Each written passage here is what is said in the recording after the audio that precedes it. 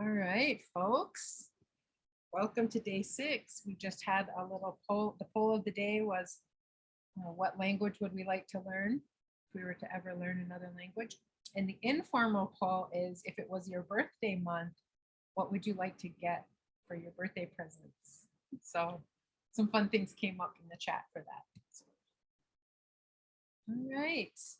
So today is day 6. We're going to cover elder abuse, spiritual abuse by spiritual practitioners, or the formal name of the module is sexual assault by self-proclaimed spiritual practitioners.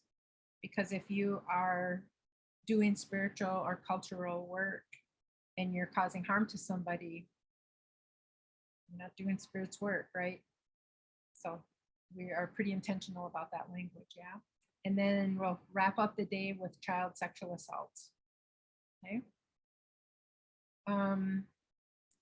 You know, one of the things that I really want to, and I reminded us in our when I send out the reminder email for the day, is for us to take good care of ourselves. I lit some medicine and said a little prayer, even went outside for a cigarette and prayed again a little bit. Because talking about this stuff, it's hard on our heart, it's hard on our mind, it's hard on our spirit. It's often personal. It's if it's not our own experiences, it's experiences of people that we love. And so it just can be hard stuff, right? So I just want to acknowledge that out of the gate today, that we take good care of ourselves. Make sure you have your water with you. If you need to step out of the room, you know, or log off for the day, feel free to do that. We want you to take care of yourselves. And if you have insight that you would like to share, please do so. You know, we want to make room for the conversations that are going to be helpful to each other as advocates, whether we're brand new advocates or whether we're seasoned advocates. If there are things that are helpful in navigating these sort of complicated experiences in people's lives, you know, please share that information. And if you feel like you might need somebody to talk to for your own personal stuff in this space, you know, you can just type one of the, you know, type a message to me or to one of the staff members, which would be Afton, Becky, and Linda. And Deb is in the house. Got to make you a co-host, Deb.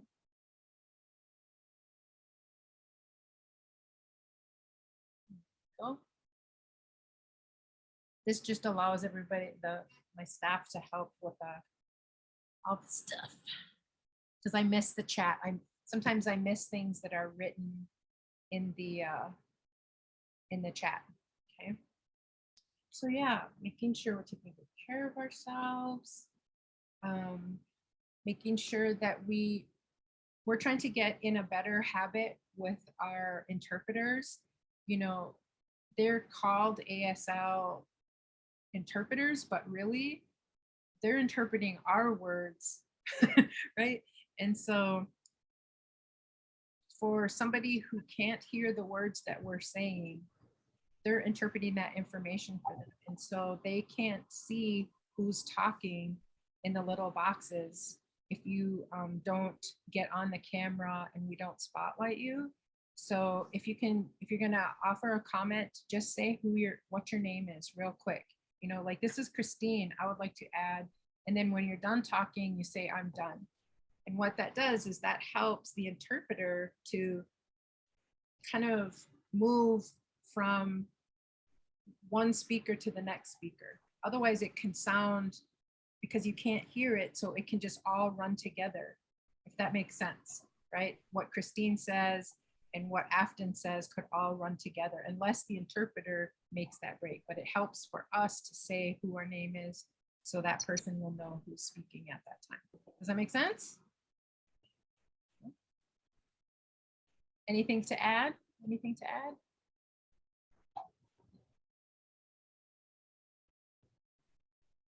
Right.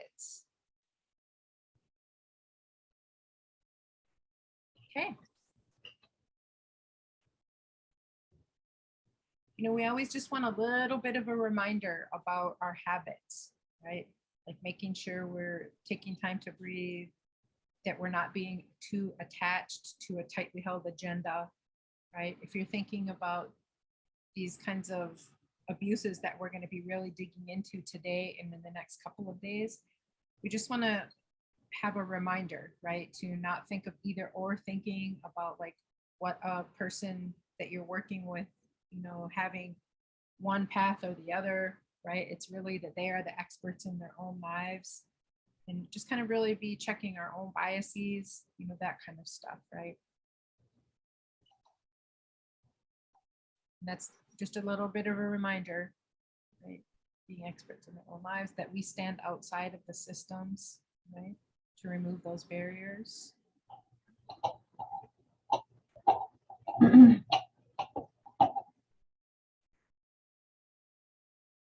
All right. So the first module is elder abuse and sexual assault identifiers. What do we need to know about that? Okay. So kind of digging in a little bit about the many ways that elders may experience violence, right, including sexual abuse. And then indicators, what are some indicators that maybe they're experiencing violence? Some advocacy strategies, and then strategies for systems and social change. So let's talk about it. What are some different forms of elder abuse out there? You can either jump on the microphone or type it in the chat.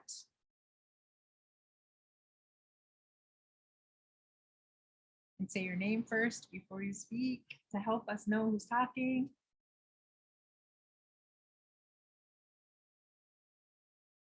What are some different forms? Neglect, yeah, financial abuse.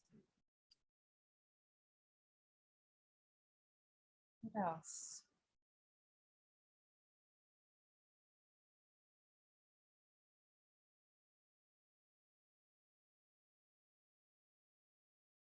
Not providing them with hospital services or medication as needed.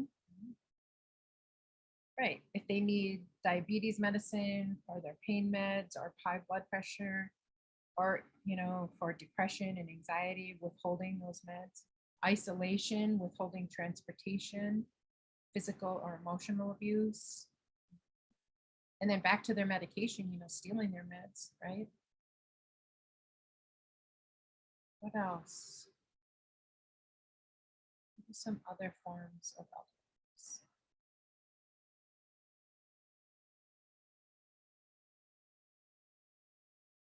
Sexual abuse.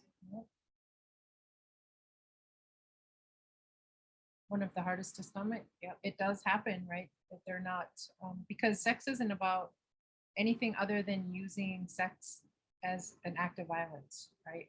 When it comes to sexual abuse. Not feeding them and they end up in the hospital. Yep.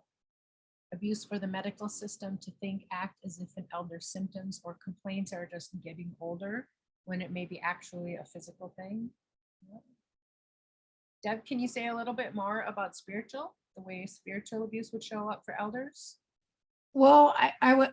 My name is Debbie, and I was thinking of like elders that are really involved in the church, and you know, their kids might not believe that, or whoever's taking care of them might not think that's important, so they don't have that spiritual connection that they're used to.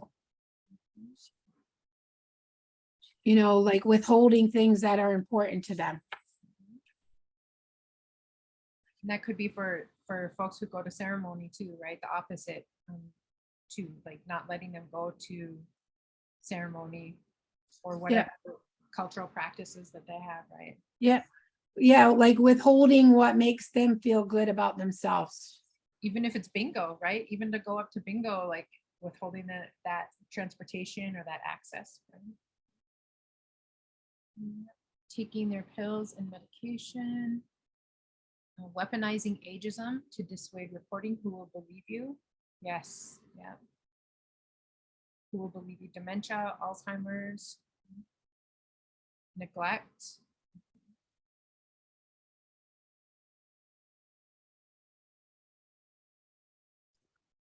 This is Debbie again. I have a cousin that was taking care of his mother that was, she had dementia. And so instead of asking the family for help and support, he would like lock her in her room at night. And if she heard his voice, she was really scared.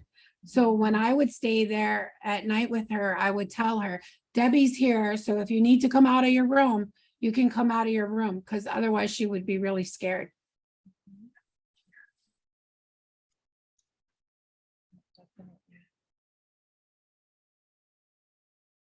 So what are some of the ways that these things that we listed, what are some of the identifiers? How does it show up?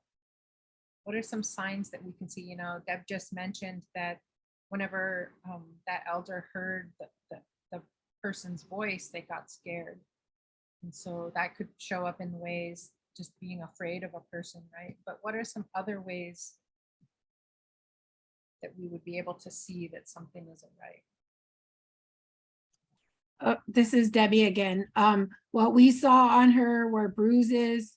She would go to the hospital, but he wouldn't put her in like a facility that could take care of her properly until she fell and broke her hip. Mm. So there you'll see a lot of different behaviors. We saw a lot of behaviors that we were trying to address, but nothing was being done because we weren't her caretaker.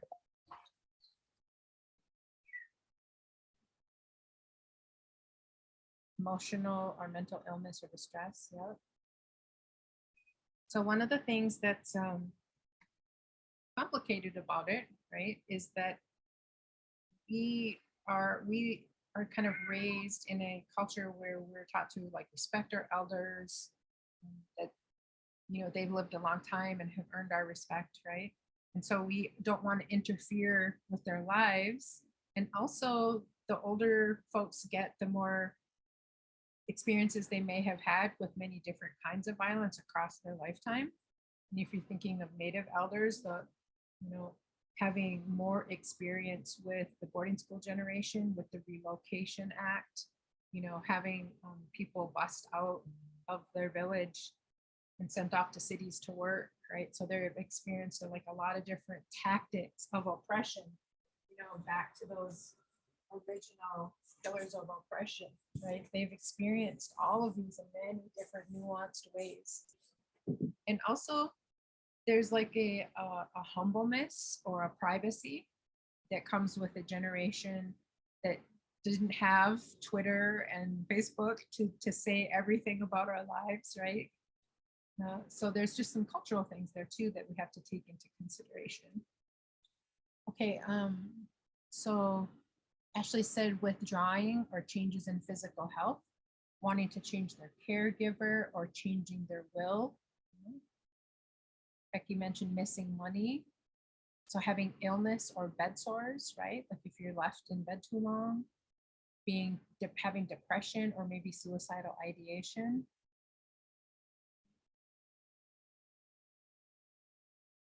What are some other ways? How might sexual violence, if they're experiencing sexual assault, how might that show up?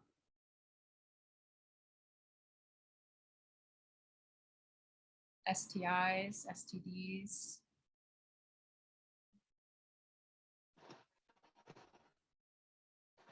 Bruising, UTIs, right? Urinary tract infections, injuries.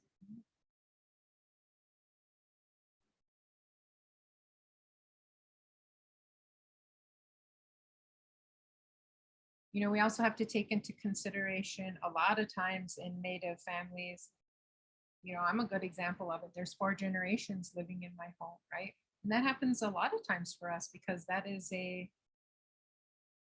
it's just really common for us to have many generations living in one home, right? And,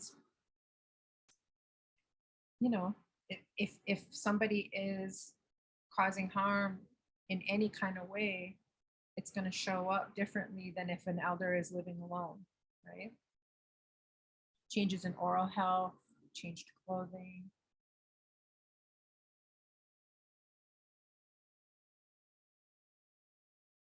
Anxiety when somebody touches them. Yep, that hypervigilance, that flinch factor, right? Fear of the church or religious beliefs.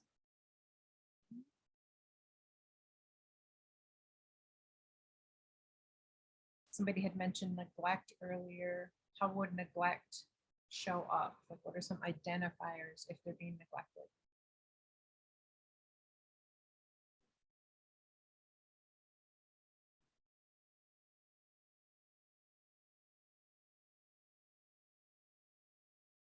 How could neglect be showing up? What are signs of neglect?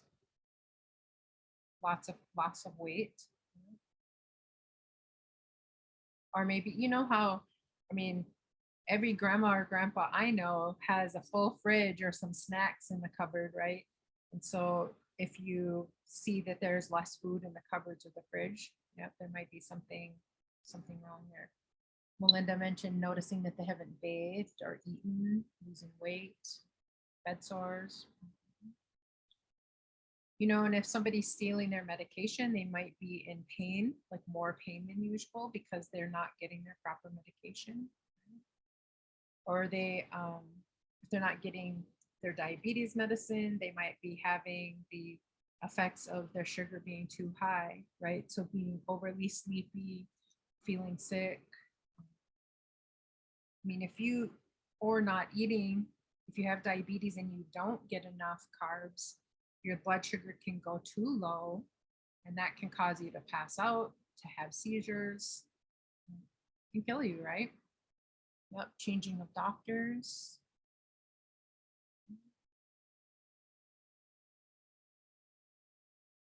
Yep, they change their doctors. Signs of picking at their arms or other areas.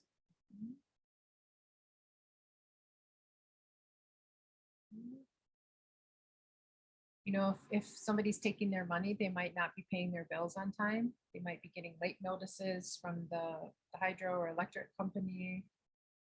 Oh, that makes me think of another thing. You know, a lot of times elders can get help when, you know, we live in a cold climate, so they can get help with wood for heat, or maybe some money for propane. And sometimes that can be stolen. So basically the house is cold.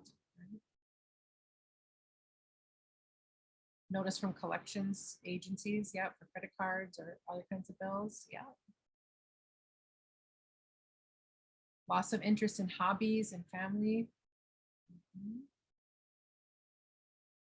Kind of like, you know, the impact that sexual violence would have on any of us. It can really impact our interest or our ability to engage, right? Sometimes we just withdraw.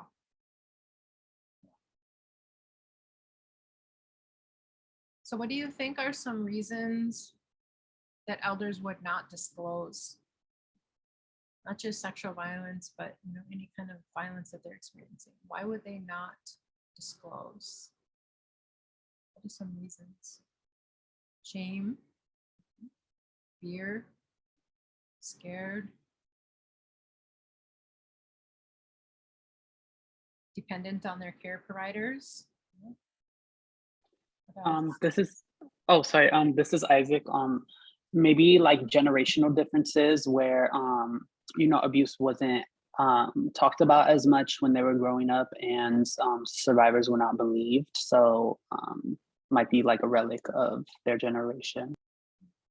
Thank you, Isaac.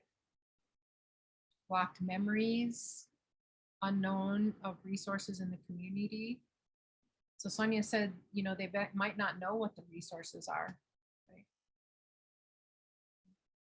Early dementia or memory loss, or blocking the memories. A lot of times our brain knows how to, our brain and our spirit, we know how to, it's going to protect us, right? So sometimes it's just going to block those memories out. And then sometimes we force them out. We force those memories out to protect ourselves, right? Amber said they love their family member and don't want to cause a rift in the family. That's very real, right? Especially when we've already lost family members to the system, one system or another. We may not want to lose that person to the system, or we may not want to cause a rift in the family, because what are some other costs for disclosing? They don't want drama. not believing that they will believed, lack of resources in rural areas or low income areas, lack of social support, family and friends, or they might not get to see their kids or grandkids, right, if they disclose. And it's really important that a lot of times, you know, the statistics say that even with elder abuse, they usually know the harm doer. The harm doer, the statistics may have changed, and I can't remember exactly what they are. We have some links that we'll be sharing with you.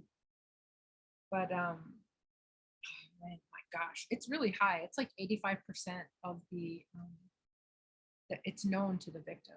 Right? So either a family member or somebody like that's close by, like a caregiver. For Native folks, we don't often have the resources to be able to put somebody into a nursing home or some other type of facility. It does happen, but the statistics say that most often it's happening right in their own home. Fear of being re-victimized by the systems. Yeah. A lot of times there's no elder advocate on staff in our programs, right? And so that's something as advocates that we can bring up in our program or organization. You know, do we have an elder advocate here? And if we don't, what can we do to get one, right? Because it's so true about that sort of generational understanding, right? To feel seen and heard, to see a reflection of self, you know, and then the resources that you are seeking, that matters, right? Often saying that we have quite a few of elder advocates in the cities, but we need more, especially as our whole entire population is aging, right? Our baby boomers are very much in their 70s and 80s right now, right? A high population of baby boomers. Okay. What are some other reasons that elders may not disclose? Some other reasons.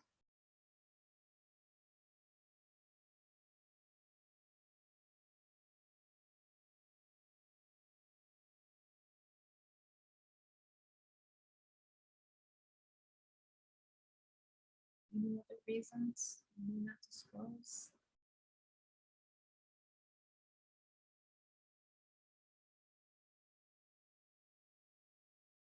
One thing I have heard multiple elders in my life say, and this kind of goes concurrent with what a lot of victims of sexual abuse say, is that we think we somehow deserve it, right? That we somehow have earned the violence that we are experiencing.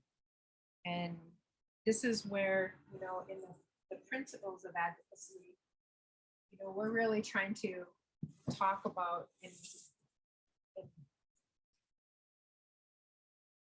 our advocacy can reflect that somebody else made a choice to cause that harm. That there's nothing that person did or didn't do that deserves experiencing violence like that, right? I worked with an elder quite some time ago that was feeling a lot of guilt and shame for she had to make a decision. So their village had to relocate from where they had ancestrally always been since the dawn of time, right? They had to relocate up by the highway because they were trying to not have to send their children off to boarding school. But then because they had been relocated to a place that didn't have a lot of food, they were ending up that their kids were going hungry, right? There was less deer, less rabbits, less fish, less of everything. And so this mother ended up sending all 5 of her children off to boarding school so they could eat and live. And then they ended up experiencing violence for many years in the boarding school. So this mother was carrying that weight of guilt. And then when some things were happening in her own home, she felt like she deserved it or was paying the price for what she had put her kids through, right? So we never know what the experiences of individual people are going to be, but our advocacy is really about restoring helping to understand the dynamics of violence, and then making sure that we're focusing on the harm doer and not allowing them, to even for victims to re-victimize themselves or feel that guilt, that overwhelming guilt and shame, right? That's why we talk about oppression the way that we do, right? That those tactics to make us feel like we don't have any other choices, right? That's all by design that we're feeling that way. And naming that can be helpful. All right, does anybody else have anything to add before we move on from this discussion?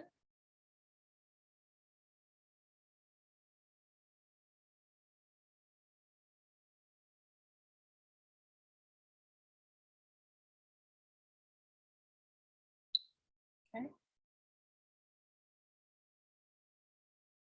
All right. So, we'll be talking, there's some core skills.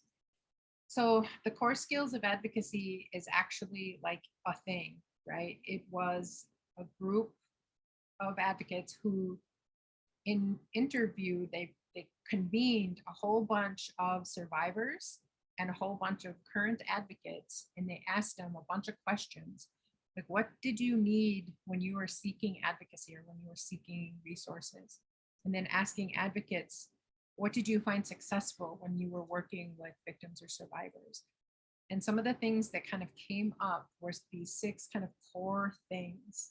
So one is to connect with the survivor, right? You want to, just give them the nuts and bolts of what your organization or program can do. But you may have to do like an intake form or whatever it is that your program has, but really it's about connecting human to human with a person so they feel seen and heard and know that their information is confidential and safe with you, non-judgmental, that you're just here to help them walk the path, right? Not to have the answers. Remember that early discussion about, trying to think about how to call them by their name or how they self-identify rather than as a client, right? Like building that balanced relationship because they're the experts in their own lives, right? So connecting first and then trying to understand what it is that they want to do for their own life, right? Understand what happened, what they want to see happen, provide some options of what is possible. And so after, and it doesn't always happen in order either, right? Because even with elders, sometimes they know exactly what they want. They're like, this is what I want to do. Can you help me get this done, right? So sometimes it's just a matter of just that immediate strategizing and implementing it and just going for it, right? And then sometimes you've got to do some more relationship building, some trust building, right? Trying to understand and analyze what it is that they want to make happen. And then doing that strategizing and implementing. And then once you've kind of made a few decisions and made a few moves, then you got to circle back and say, did that work? Did that give you what you needed, right? Sometimes they want to report, sometimes they don't. Sometimes they want to do the forensic exam and sometimes they don't, right? Sometimes they just want the person, the harm doer, out of their house. It just looks so different for everybody, right? The important thing is that you're meeting them where they're at and being present, right? And if you have access to an elder advocate or other elders, creating that circle of support around them is going to be really helpful. Reducing that isolation, kind of what we were talking about earlier, that isolation is one of the main tactics to uphold violence, right? Because then they're not reaching out to people who could see what's happening or who are going to help them, right? Oh, I guess we just talked about all this. So building those relationships with survivors, connecting them to appropriate networks, right? Reducing that isolation, understanding the nature of the violence that they've experienced, how it's showing up, right? Developing a course of action that could alleviate the problem, but genuinely meets their needs, right? And that gets hard, right? If you're, what Deb was talking about, And I'm sure that Deb did a lot of advocacy with that woman who was locking herself in her room, right? So who knows what that person needs, but we would do our best to genuinely meet their needs, whatever that is. So working out the details in the course of action, consciously doing your advocacy work, carrying out those specific steps, right? And then reflecting and adapting, so questioning it, looking at unintended consequences, thinking of ourselves as whole beings, always, always, always in all of our advocacy. So we're not just our act of violence that we experienced or the multiple acts of violence that we experienced, right? I've experienced many, many, many, many incidents of violence across my lifetime. And I'm a person who likes chai tea, right? So, and I'm a person who drives a big brown Toyota Tundra truck or whatever, or like my earrings, we're whole people. And so in our advocacy, we don't want to just know only about the violence. When we can connect and understand the whole person, that helps us do our advocacy better. And it helps remind a victim or survivor that they are a whole person. When we see and ask for information about the whole person, we can start to feel and understand that we are a whole person. So our questions, our curiosities, the resources we offer, that matters, right? So offering resources that aren't exactly directly about a sexual assault, but what else? What else does a person need to be whole? I hope that makes sense.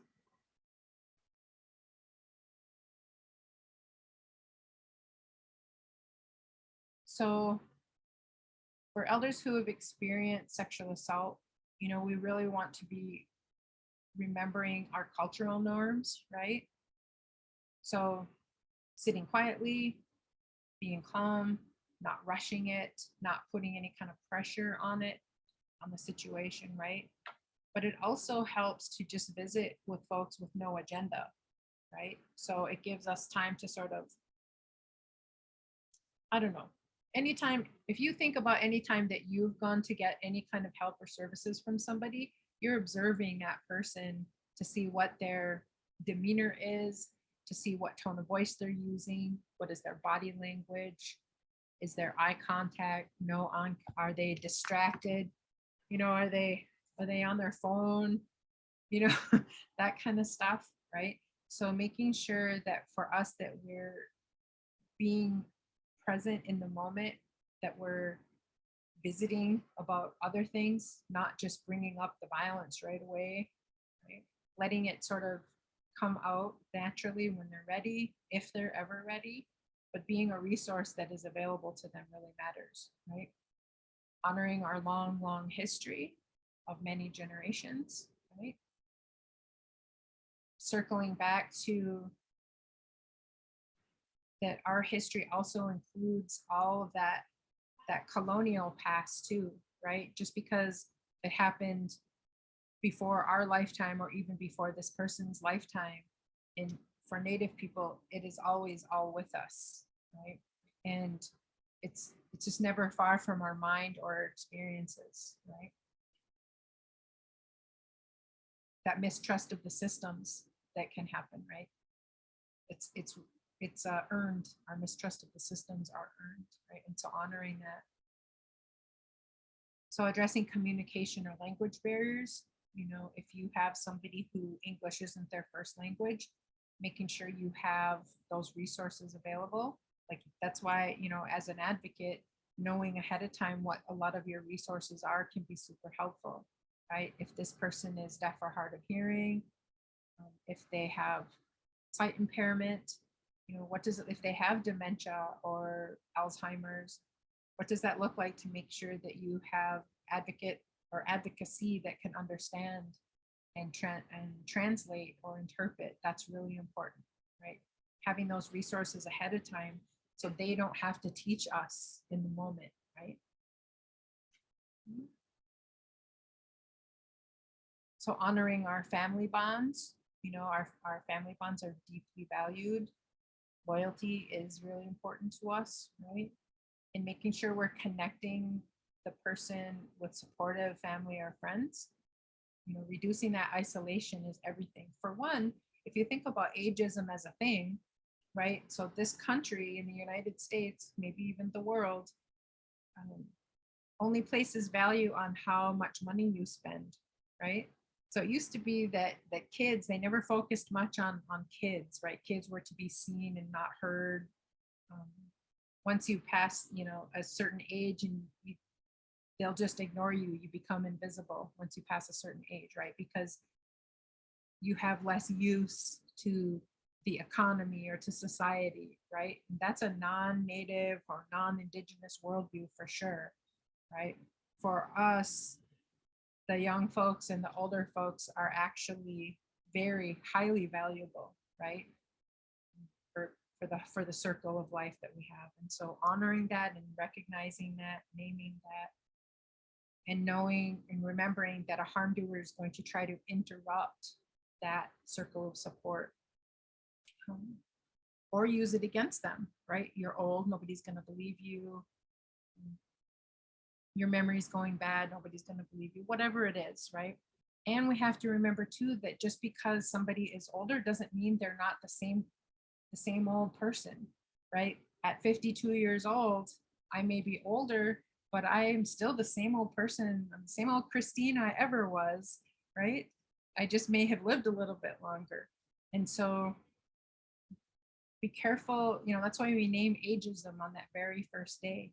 So be careful that we're checking our own ageism at the door. What's a way that ageism shows up? You want to jump on the microphone or type it in the chat. What are ways that ageism shows up?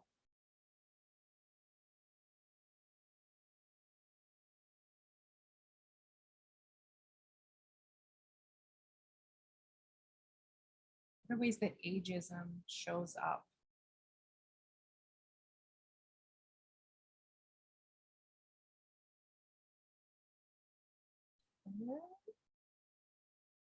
Anybody there? I know somebody's there. Come on, you can do it. Not as smart or intelligent as they used to be. Okay, so Mariana is not sure about the question. So maybe assumptions about an elderly person's level of ability or disability. Exactly that, right? Making assumptions just because somebody is older, we may have things in our head, like we may talk louder, or we may be extra helpful. If they're trying to like pick up a box, we might go try to pick up the box, right? Making an assumption that they can't lift the box themselves. Maybe they can, maybe they can't, but our role is to check in and make sure that everybody's the expert in their own lives, right? Assumptions about their political beliefs, assuming that older people are more conservative politically, which I see so much. Isaac made that comment in the chat. Yeah. Or even like, I do it to my mom, right? Like she wants to climb ladders and change light bulbs, and she wants to go shovel snow off the roof. And I'm like, absolutely not. You will not be going on the roof to shovel off snow, right? That's my ageism talking. I'm making a determination for her, what's best for her. That is absolutely what we do not want to be doing as advocates or as human beings, right?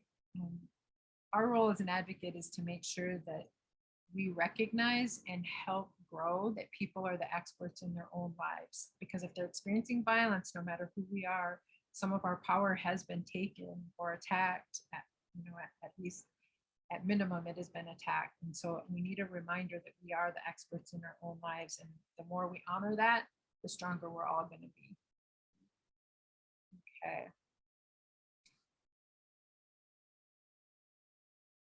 So when it comes to sexual assault, we want to explain things thoroughly, but check for understanding. So for one, remember that something on the news, CNN was on last night, and they were talking about vaginas. And my 6-year-old nephew said, why are they saying that? What are they talking about, right? And so we had to have a conversation about, he's not used to hearing the word vagina because he has a penis, right? And so we've been real open about his body parts, or try to be like real factual about body parts, that, when you take a shower, make sure you wash your penis right out. Just saying this as an example that, this is our family now, after what we have learned in our lives and how we're trying to raise our kids, right? But if you're coming from an older generation that has more modesty around open talk about that stuff, it can be uncomfortable, right? And so following their lead, checking for understanding, being real factual, using proper terminology is really important, right? Removing that stigma even to talk about it, right? And following their lead. And you'll hear it a lot that we don't talk about that kind of stuff, right? Especially a rape or a sexual assault. They're just not they're gonna say we don't talk about that. And sometimes you'll find that they're very open and ready, right? So we follow their lead. So providing that medical and legal advocacy, informing them of their rights, making sure their rights are protected. So getting the permission all along the way, that consent is super important, right?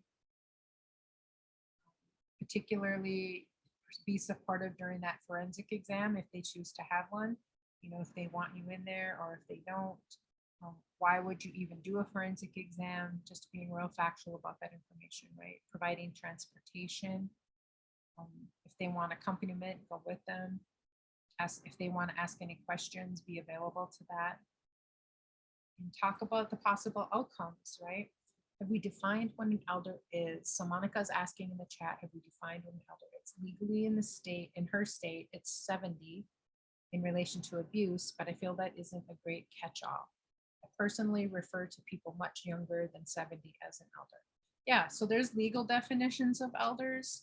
There's when you get your discount at Perkins kind of elder. My mom gets a $12 coupon to eat at the casino, so we call them her grandma perks. She gets her grandma perks once a month, right? Her $12 coupon. So I think every nation, tribal nation, may have their own definition. So it's important to know who is considered legally or whatever that. I don't know if legal is a appropriate word to call it. But I mean, Monica, I don't know if I have a good answer. I think elders have their own, everybody's going to have their own definition of that. But legally, find out what the laws and codes or tribal codes are in your community to see, for elder abuse to be considered a crime in your tribe. What does it say in your tribal code? What age does it say? And so does that mean that if they are sexually assaulted after the age of 65, they fall under this particular law, or do they fall under this particular law, right? So as advocates, it's a good idea for us to have a little bit of an understanding about that. Yeah, often saying a lot of times it coincides with Social Security or Medicare eligibility at 65. And even in our own community, we have social norms around who an elder is. If you have gray hair, but I know lots of grandmas and grandpas who dye their hair, so they don't have gray hair, but they're considered an elder, right? So for us culturally, I think it has more to do with how they hold themselves in community. Yeah, is it a way of being? Because we also have to remember that there are harmful elders out there. There are older people who are harm doers or active harm doers in our community. So just because you're old doesn't mean that you have earned the respect of, you just don't get automatic respect if you're out there actively causing harm, right? So it's nuanced for us, I believe. Yeah. Often saying maybe a young elder. Yeah. Was my mother-in-law. She's 56, and so she says she's a speed limit. So she's like, no, I'm not an elder. I'm a young elder because Leech Lake 55 is you're eligible for like those grandma perks.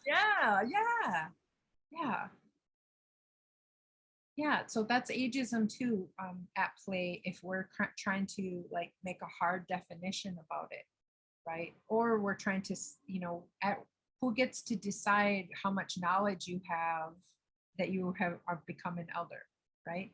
But there are some legal things because, you know, it does matter what is written into your laws or your tribal codes. And we also want to make the distinction between an elder and somebody who is a vulnerable adult. So you can be 18 years old and be a vulnerable adult because that has its own requirements with it, right? So just because you're an elder doesn't mean you're a vulnerable adult, right? But if you had dementia or Alzheimer's, then that would qualify you as a vulnerable adult, if that makes sense. Okay. So yeah, if anything from that, make sure that you know what your own tribal codes are. Ashley, for their agency, it's defined in their grants as 50 and older. Good, good. Thank you for saying that, Ashley, because checking your grants really matters too.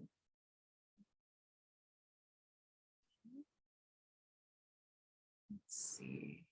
Honor their choices, stay present. I guess we just talked about all that. Know what your tribal codes are. If you don't have elder abuse codes on the books for your tribal codes, our role as an advocate can be to coordinate and ask and put that information together so it's useful for, you know, useful for programs. Sometimes tribes are so focused on so many other things, roads, jobs, all the things, and that an elder abuse code may not be high on their priority list. So the more we organize as advocates, we can get those codes on the books. It's important. Raising awareness within our own community about it, right? Restoring our cultural identity and customs and values around our elders. So doing more than just like asking an elder to come in to do the prayer, right? Like really embedding them in all the work that we do.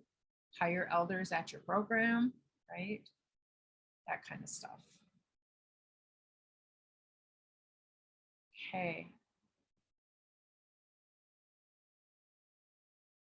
All right. Is there anything anybody would like to add before we wrap up the elder abuse module?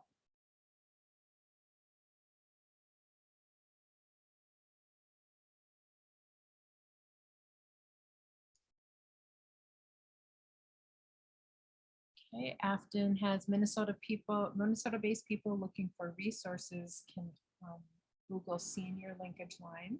She dropped the link in the chat. A great resource for those in Minnesota or who may have grantees. It offers everything from financial planning to locating and accessing a caregiver to meet your needs based on any of the services that you might require for memory loss, handicap, disabilities, any of that. It's a great resource and you might find something similar in your state. So definitely something to bookmark. Thank you for that. I also just dropped the link in for Listen to the Grandmother's video. It's if you ever wanted to kind of get some education or maybe if you have a support group or something, or got some folks together for sewing and had this kind of on, it would be a good opportunity and a good conversation starter. It was created by the Tribal Law and Policy Institute, and they just interviewed 4 elders from kind of across the country and to talk about their story.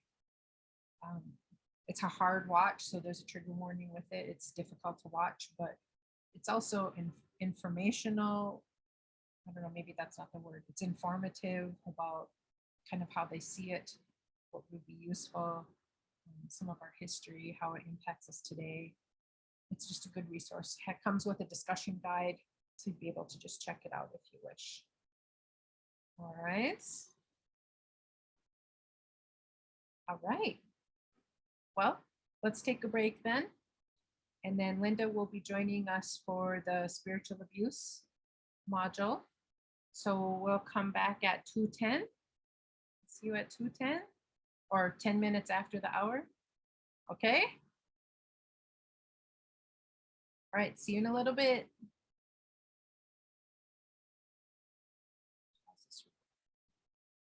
Recording. Welcome back from break.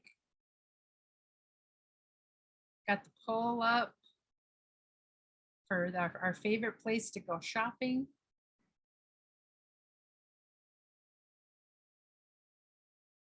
thrift stores are winning this one. 8 of us have chosen thrift stores. 3 of us said Amazon, of course, right? Because we're coming out of a pandemic. Right?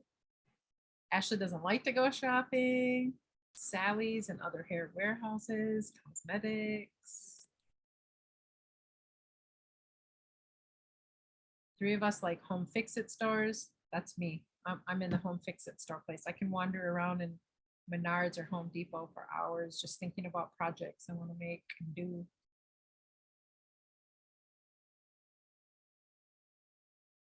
And I'm gonna stop the poll as we return, but if you come back from break and want to drop in the chat where you like to go shopping, unless you don't like to go shopping, you can say that too. All right, end it. I think thrift store and Amazon and clothing store won this one. Fabric stores, nobody selected fabric stores? What? All right, folks. All right, Miss Linda, are you ready to take over and do the spiritual module, spiritual abuse module?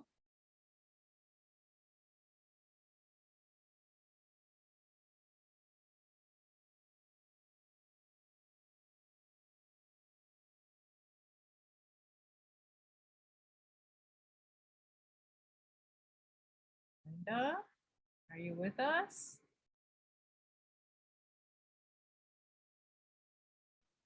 I just had a very frightening thing happen. My computer completely froze up. So it's not froze anymore. So, okay, I'm gonna start. I'm right there.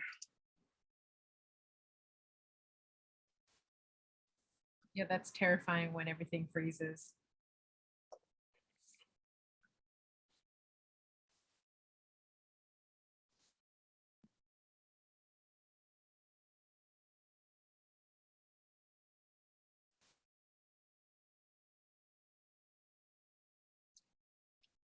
Okay. Thank you. Okay, can you see that okay? Yep, yep. All right. Well, welcome. And I've been sitting in the background listening and writing things down.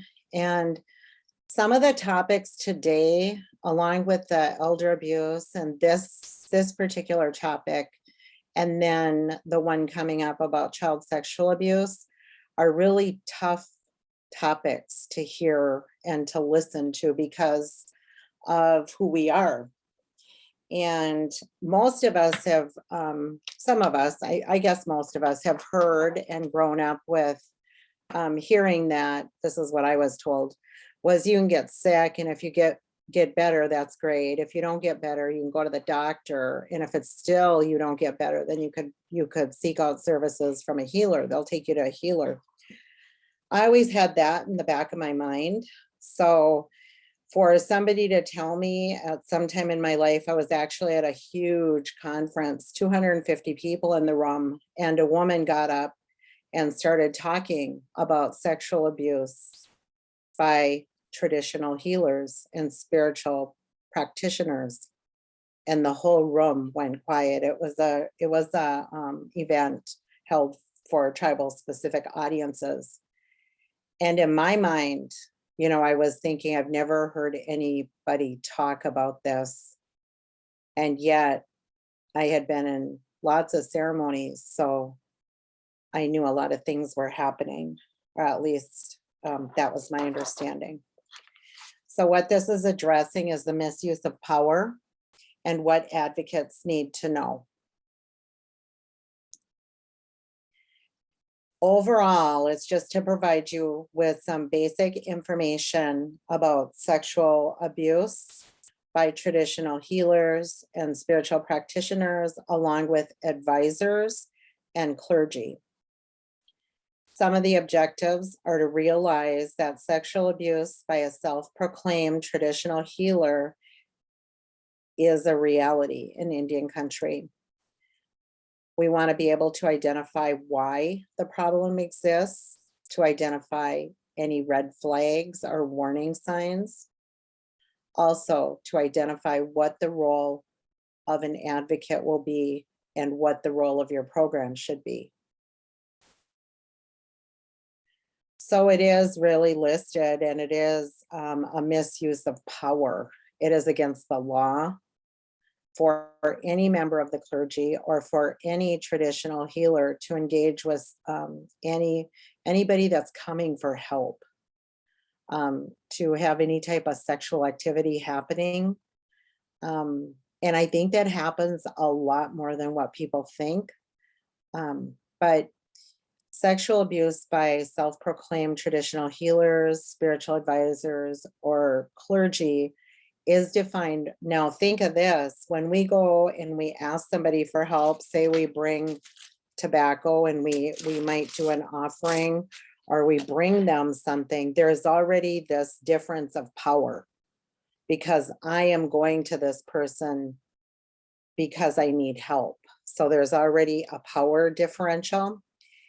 And just because they are who they are doesn't mean they should take advantage of that, or that it is perceived by law, and I think by the laws of the natural universe, as wrong.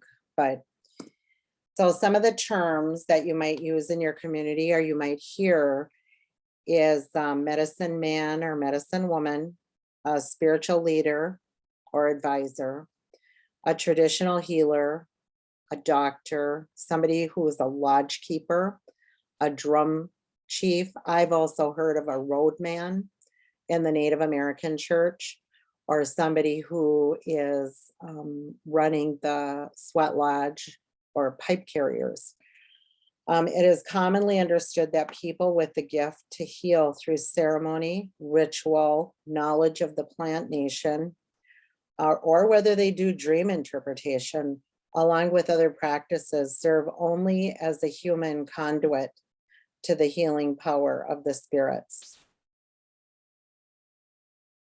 Meaning they are the person who is gifted to be able to have those certain gifts. And by the way, every single one of us has gifts, but we also are human, so we might experience some problems. But the power does not come from the person. The power for these types of rituals comes from outside into a higher source outside of the person. These gifts are often not chosen by the individual. In fact, people that I've seen that are authentic, they kind of shy away and they don't want to be acknowledged, or they don't want that recognition. And sometimes they didn't want to be able to do what they can do because it comes with a certain responsibility, and it comes with a way that you should live your life. You know, you should try to live your life. At the end, all people are human. We're all perfectly capable of making mistakes or causing problems. But when it comes to the issue of sexual violence, we want to be really critical. We are always on the side. We are biased as advocates. So these gifts are often not chosen, and they can be passed down through the generations, or they can be given in dreams, or they can be earned through fasting, or through difficult internal spiritual work and dedicated mentorship with a knowledge keeper. In your tribes, there might be other ways that this has happened. You know, it could be any of these ways, but I also have heard this, that somebody who sat in ceremony for years and years and years and knows all the right words, can sing the most beautiful songs, or they make all the best, tools to pray with, the fans, the gourds, the regalia, whatever that is, that doesn't necessarily mean the heart and the mind and the spirit is aligned, because if that is aligned, there would be no harm being done. So we know that it's a challenge for people because of the way that we live. There are really sincere people out there doing really good work, but just so that we remember, because somebody has those things, or they can speak the language or sing the songs, does not give anybody free passes or open, terms of any relationships. If anything happens or feels weird, we need to listen to that, and we need to empower our people to listen to that, especially younger men and younger women. We want to be careful, and they're even going to get that feeling, and they might reach out and talk to you. And this has happened to me. I used to live on the reservation for many years, but when I got to the city, I had two of the kids that grew up there that now lived in the urban area, and stuff that just didn't seem right to them was happening, and they didn't have anybody here to talk to. And so they messaged me in Messenger on Facebook and said, this is what is happening, and this is what I saw, and this is what was said to everybody. And that doesn't seem right to me. Does it seem right to you? I was saying, they already knew the answer. They just had the doubt of, of sometimes, that there's a place of trust and sacredness, and we're just learning. And so there, you don't want to be offensive in any way, but if something isn't sitting right with somebody, they're going to know a lot of times their body's going to signal them. So we want to encourage them to listen to that.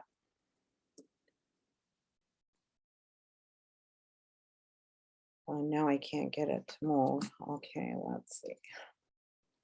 So the challenge can be the vulnerability I just talked about, but also there could be a lot of us that have sought out healing, or those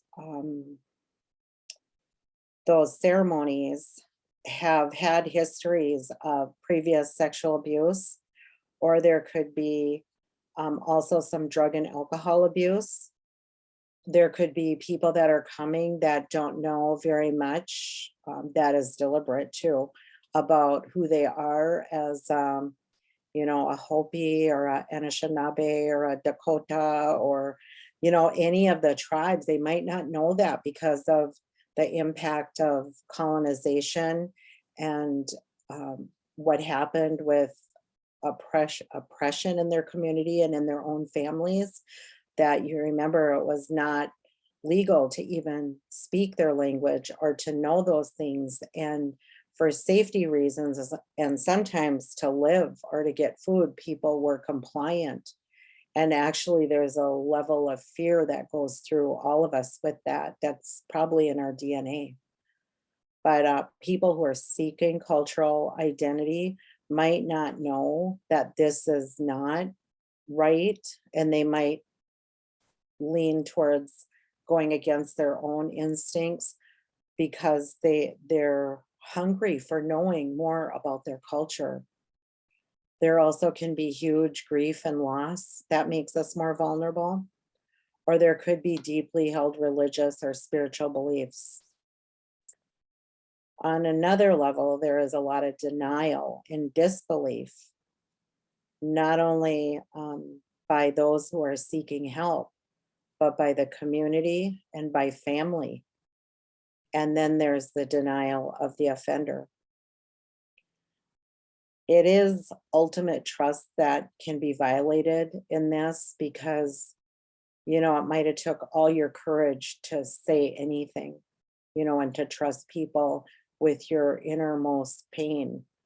And then to have them violate that, or to witness it, or to hear about it, is extremely troubling and could turn somebody completely away from any type of belief. So I think there is accountability, not just in the criminal justice system, but also in a spiritual realm, that there is accountability for how we treat each other.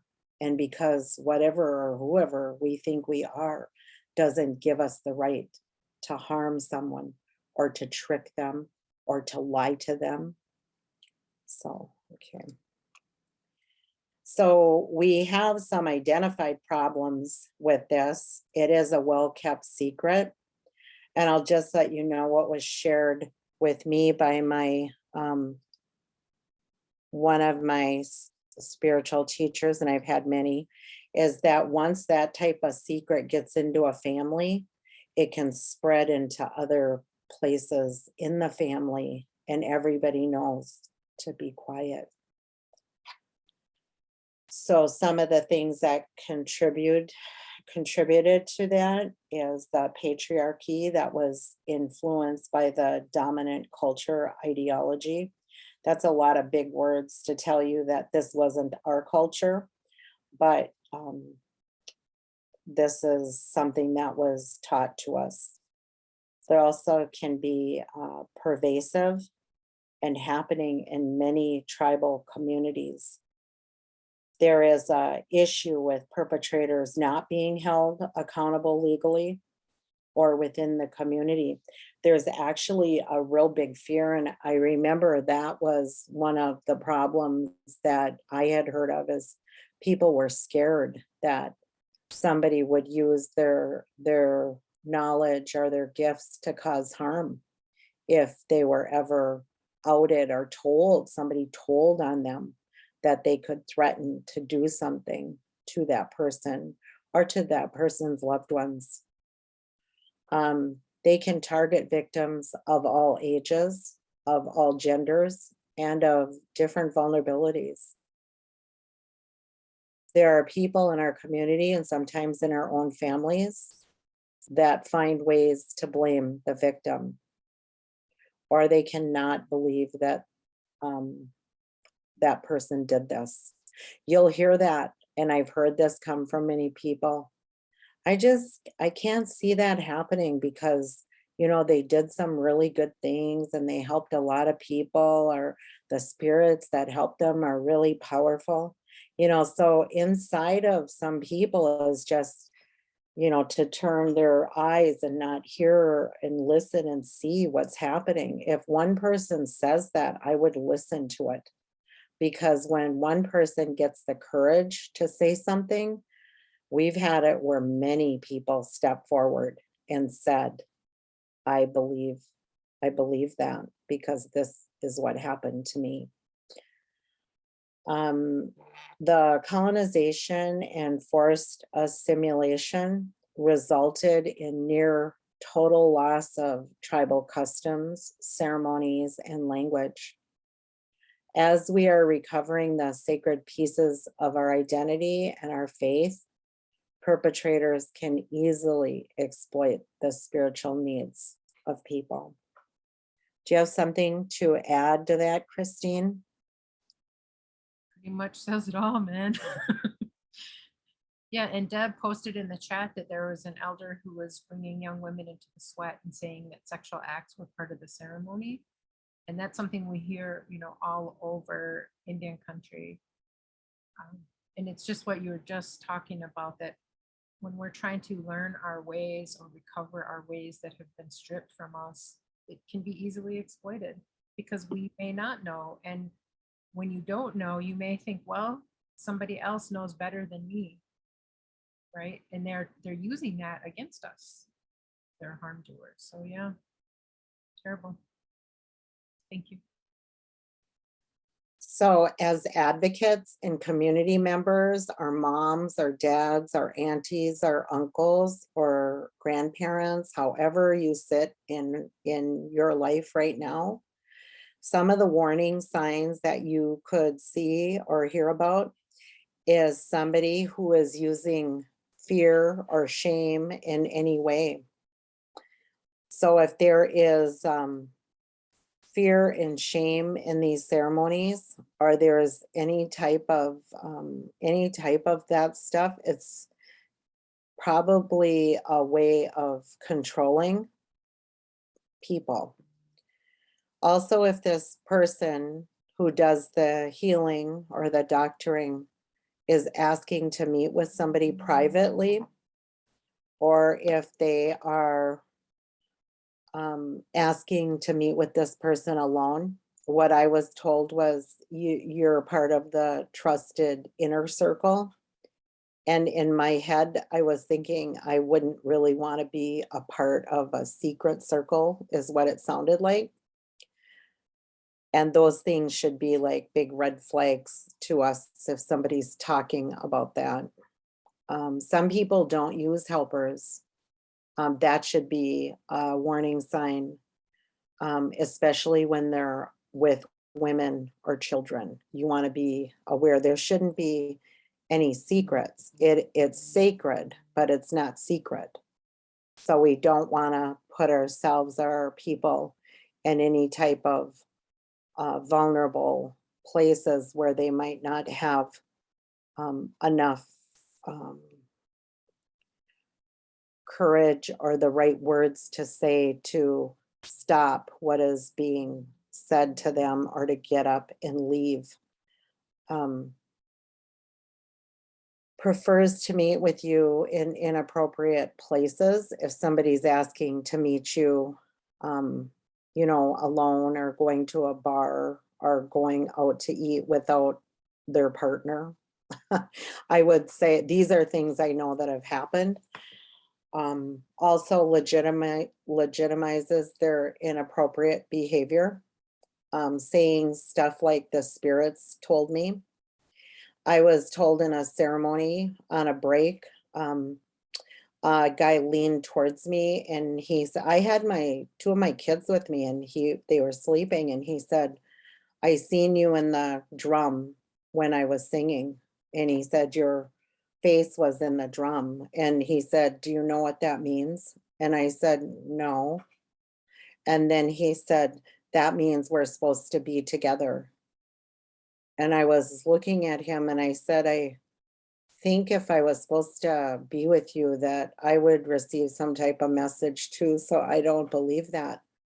But there's other people that are in positions that really would, you know, maybe lean into that and believe him because he's a good singer or he's nice looking or he seems to have his stuff together. But really, when somebody's doing that, it is manipulation. And there was no sacred message that came, you know, to him about me. If creator or the spirits have something to say to you, they will say it, and they will keep trying to say it until you understand. In a way, it'll never be something. The most powerful relationship we have is that of our own with the creator. It's not via third person. Sometimes that's needed and necessary because of circumstances, but there shouldn't be any of this stuff going on with it. Nothing, it's nothing romantic about that. And it's a loss of focus if romance or sex is coming in to conversations or intimate relationship building. The intimate relationship should be hopefully pointed towards the relationship between the individual and the creator, or the individual and the spirits. Linda, can I add one thing? Yes.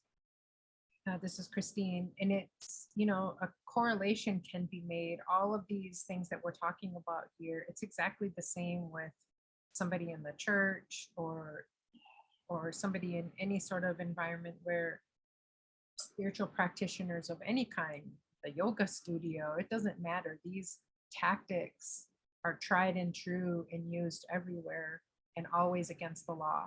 So I just wanted to remind us of that. And that's, I'm afraid that's where some of that was introduced into our communities, was through the churches.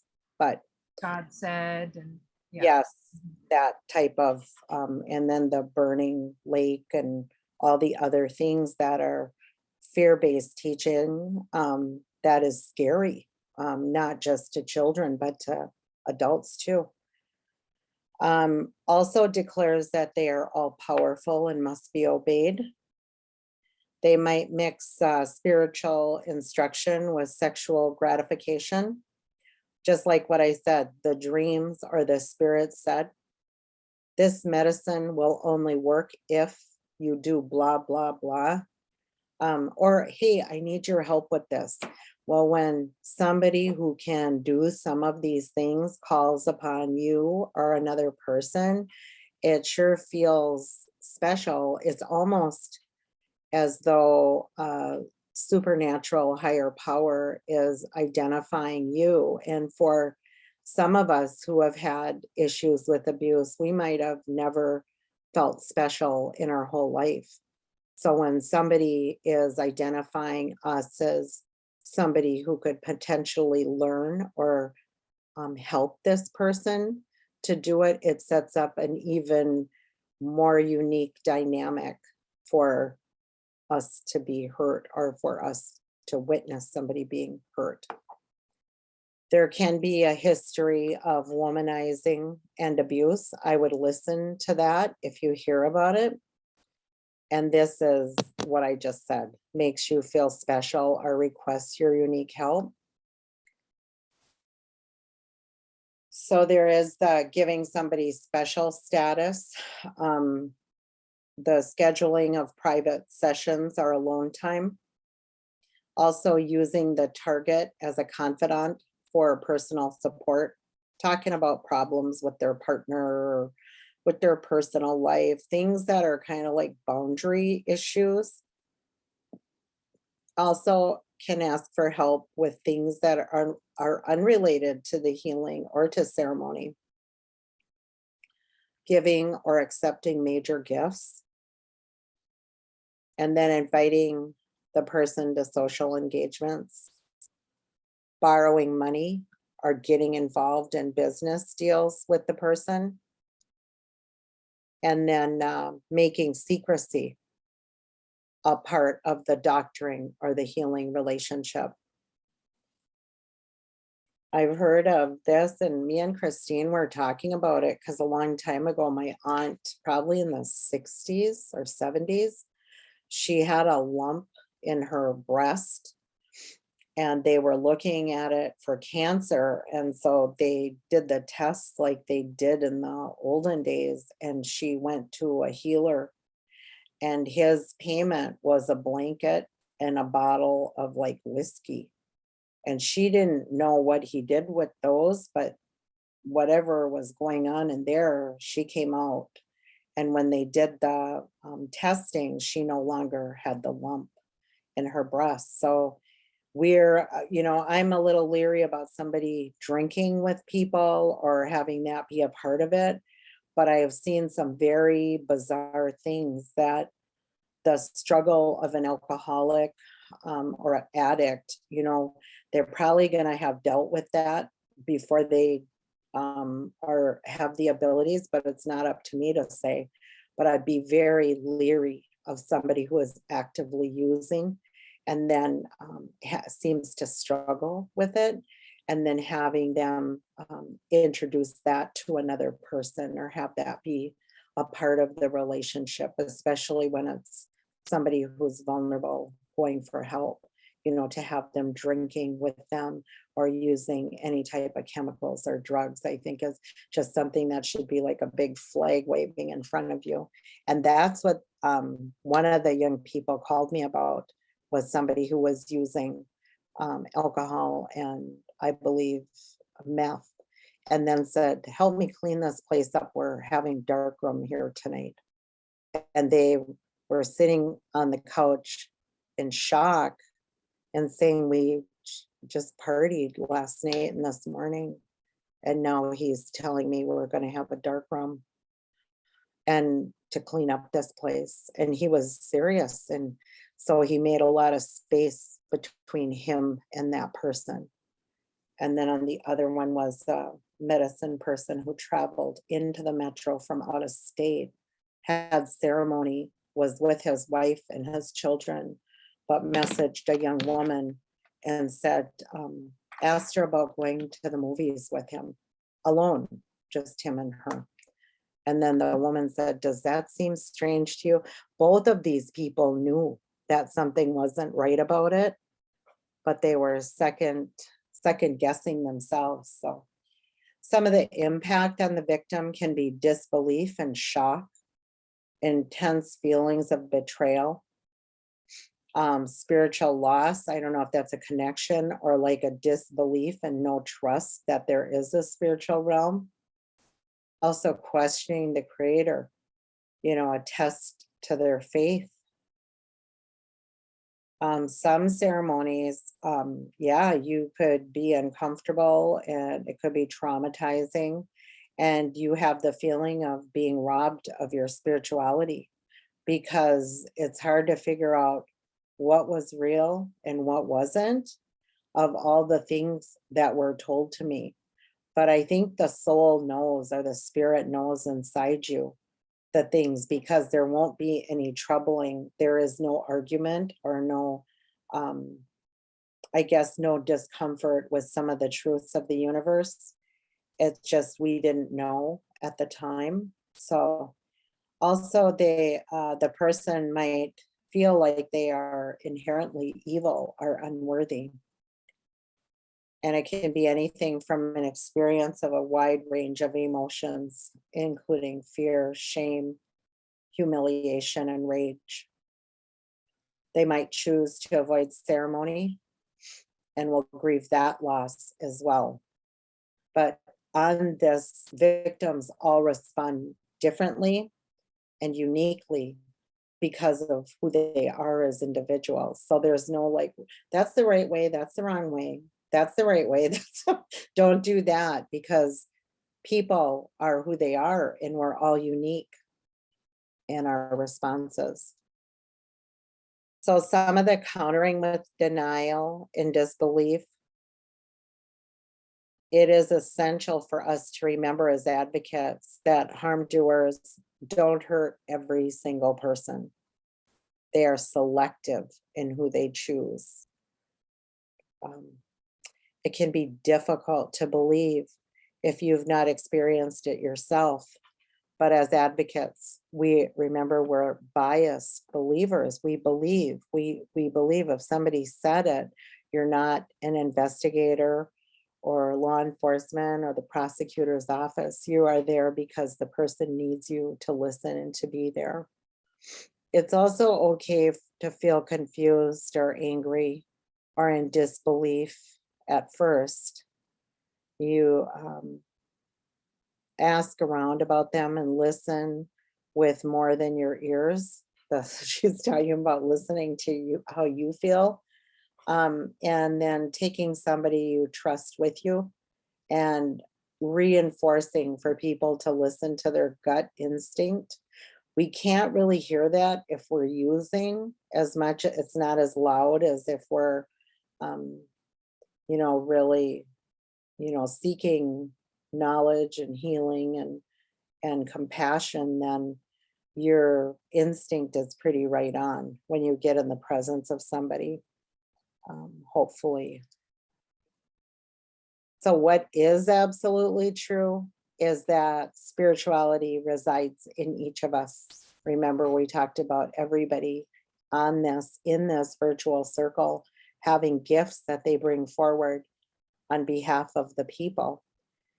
We are always in relationship to all of creation, and other humans are not required for this connection. The spirits share freely and are always love-based. There shouldn't be, I have not seen shame or fear or cost associated with true healing, and I've witnessed some really phenomenal things happen for people, including myself and my children. You want to be able to ask questions. Our ways are sacred, not secret. And a genuine healer will be unafraid of your questions and will be very clear about how and where their gifts came from and what will be done during the ceremony. And they should be telling you who their helpers are that are sitting there. And remember this, you're free to walk away at any time. You're not obligated. So in our larger circle, what are some factors that might influence a victim's decision to report or to not report sexual abuse by a self-proclaimed healer, spiritual practitioner, advisor, or a clergy person? What are some reasons you think that they might not report?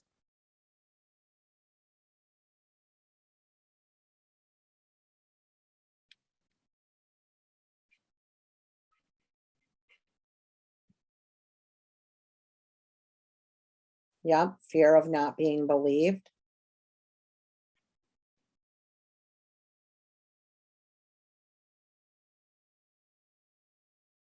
Anything else you can think of why? Yep. Oh my goodness, there's a lot. Jurisdictional issues. The fall of a ceremony, no one will run the ceremony, thinking of the future in some ways. I believe that's true too. Skeptical, retaliation. Remember, we talked about the use of medicine or the threats. Yep. Fear that they'll wield or do something to harm people if they tell anybody. Retaliation from community. Yep, they tend to have big supporters behind them, people that are like followers.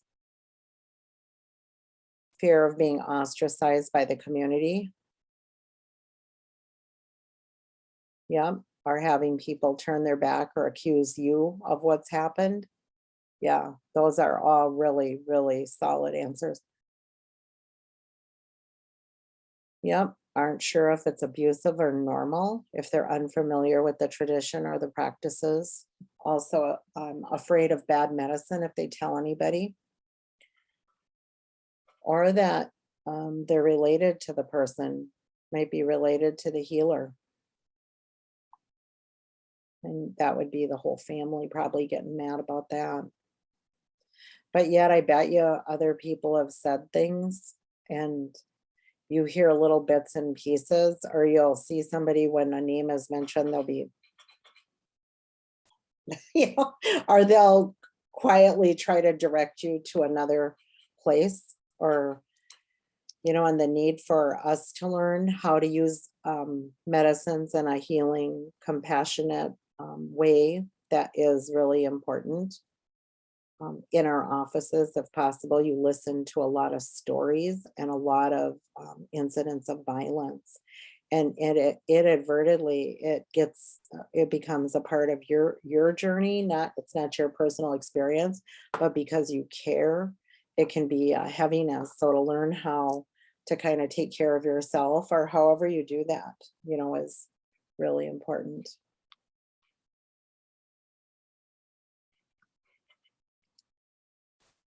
So the role of an advocate generally would be to talk with the victim, determine what they need or what they want, and give them choices for support.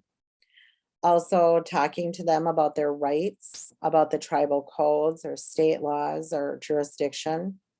If there's sexual violence in a place that is not Appeal 280, it would be federal folks that would be having a response to that if it was sexual violence. Also addressing safety concerns, because advocates can be very influential if somebody has to move, or you know the resources in your community. Also learning basics about protection, and just a few words and some encouragement and support from you could help somebody to feel far less vulnerable, and they know somebody knows and somebody believes them. Also explaining processes, providing support and accompanying them. For a survivor of abuse by a spiritual practitioner, we want to take time for the victim to learn to trust others and even to trust themselves. We want to encourage earth-based connection, including water, trees, stones, dreams. Also explaining the criminal justice response, allowing them to make choices. And we want to work to demystify spirituality so it isn't so frightening for some people as it is, or it doesn't feel like it's just certain people who get to have a spirit. Program responsibilities, of course, providing training and have the program policies on how to respond to those who experience this type of abuse. Stating clearly that misuse of power and sexual exploitation, that's what this is, and that grooming and tactics are used to control people. There is an impact on the victims, the secondary victims, and the greater community. We also want to provide, if possible, a response to secondary victims, people who witness and support the survivor, and then understanding our community dynamics. This can be done with providing good public awareness and education on this topic, also observing and assessing practices of spiritual practitioners in our communities. In our community, we brought all of the churches and all of the healers who had ceremonies together to talk about the rates of violence and how we need to work together, because each one of them came with a base of people from our community that trusted them. So for us to all be together and understanding that it is not just one particular church or one particular ceremony where people are going, the responsibility is for all of us to make sure the spaces we have are safe for our people. Linda, can I add something? Yes, of course. This is Christine. I just wanted to add that part of our responsibility as advocates and programs is also, so often or more often than not, when we do events or when we have trainings or any kind of events or doings in the community, we'll often open it with a prayer or a song or pipe ceremony or something along those lines, or we'll invite somebody in to open us up in a good way, right? So our role as an advocate or programs is to listen to the community. When somebody tells you something about somebody, we have a responsibility to take action on that. And it's a delicate place to be. Anybody can say anything about somebody, but we stand in biased support of victims and survivors, right? And we always believe when somebody says something and honor that. And we have to make decisions that may cause complications in our community by not bringing in a certain person or saying no. This comes with creating resources too. If somebody has caused harm in the community, you may not know that until somebody comes and tells you that this person has caused harm. And so we have a responsibility to react appropriately to that. And it's not easy. There's no one easy answer, but I just want to name that it's something we have to be always conscious about and doing our best. Yeah. Thank you.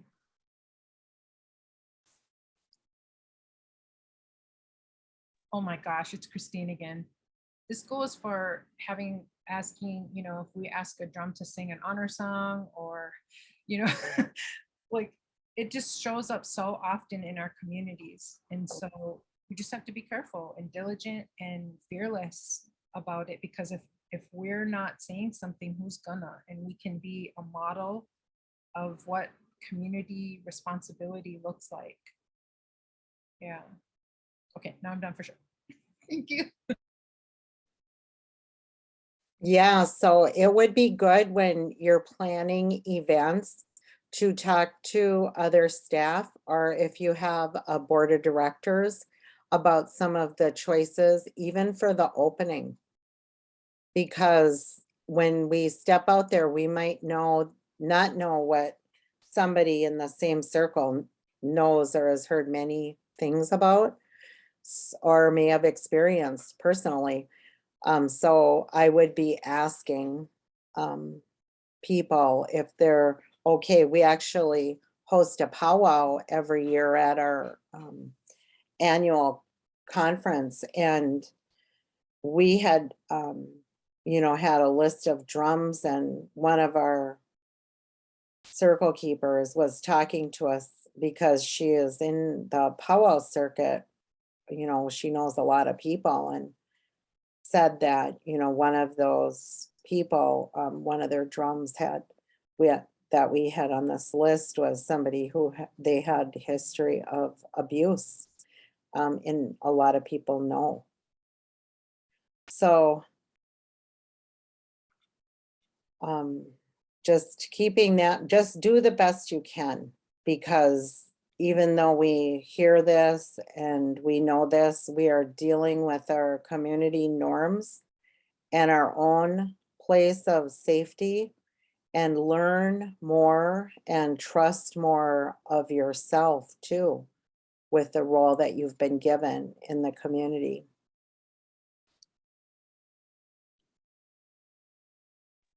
This is Christine. It's actually interrupting a habit of white supremacy to remain silent when we know something, and we have to interrupt our own fear of disrupting, and that right to comfort.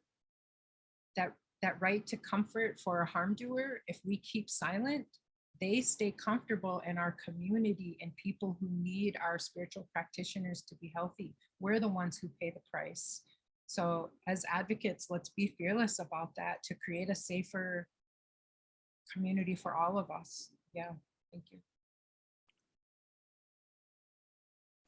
For a survivor of abuse by a spiritual practitioner or member of the clergy, as we want to make time for the victim to trust others and trusting themselves, encouraging those earth-based connections, sometimes just walking outside on the earth or having a drink of water and being conscious that I am going to acknowledge this water. There can be different ways to bring somebody back to balance and back to the present moment. The demystifying and making it seem like only certain people can have spirit in their life. We want to make sure we're clearly stating that that is anybody who chooses to have that. So just having the trainings and having program policies on how to respond to those who are experiencing, understanding all of these dynamics, also raising public awareness and observing and accessing practices of spiritual practitioners in the community. If don't send anybody somewhere unless you yourself have gone. Please don't just drop somebody off or assume they're okay. It's such a big responsibility for you as community first responders, essential workers, and advocates to have that level also of referral. That if you're going to do that, make sure that the place you're sending somebody or going with them or helping them with is someplace that is really safe.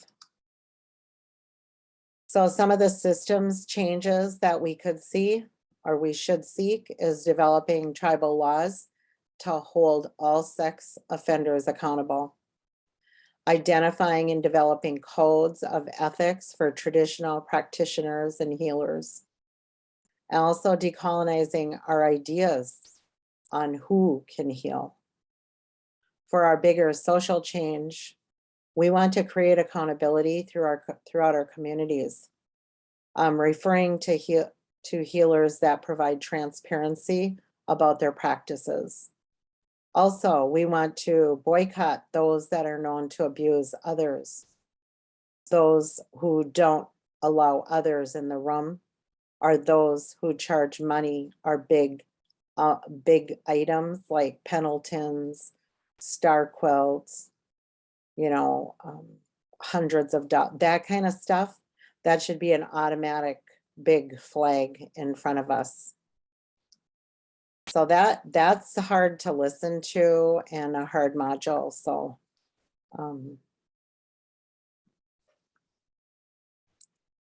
and I hope we shared some information that's helpful. Thank you so much, Linda. Does anybody have any questions or comments for Linda?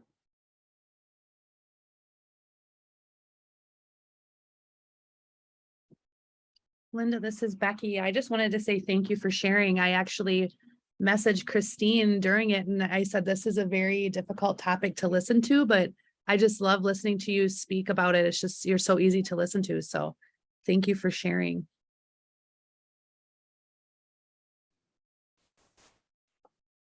Thank you for that, Becky. Me and Becky, we work together, but none of us, I only got to be in her physical company once. So we hardly get to see each other. It is. And the first time I heard it, I think I was in shock. And it was Bonnie Claremont. And when she got up there and grabbed the microphone and was talking about it, in my mind, because I still lived in a lot of fear, was, you are one brave lady to say that kind of stuff in front of all these people. And I believe the whole room went quiet, if I remember right. So there was another teaching that came out of that I just want to share in the morning about the power of truth, and then the power of things that are not true. A guy got up and was talking about in the hallway.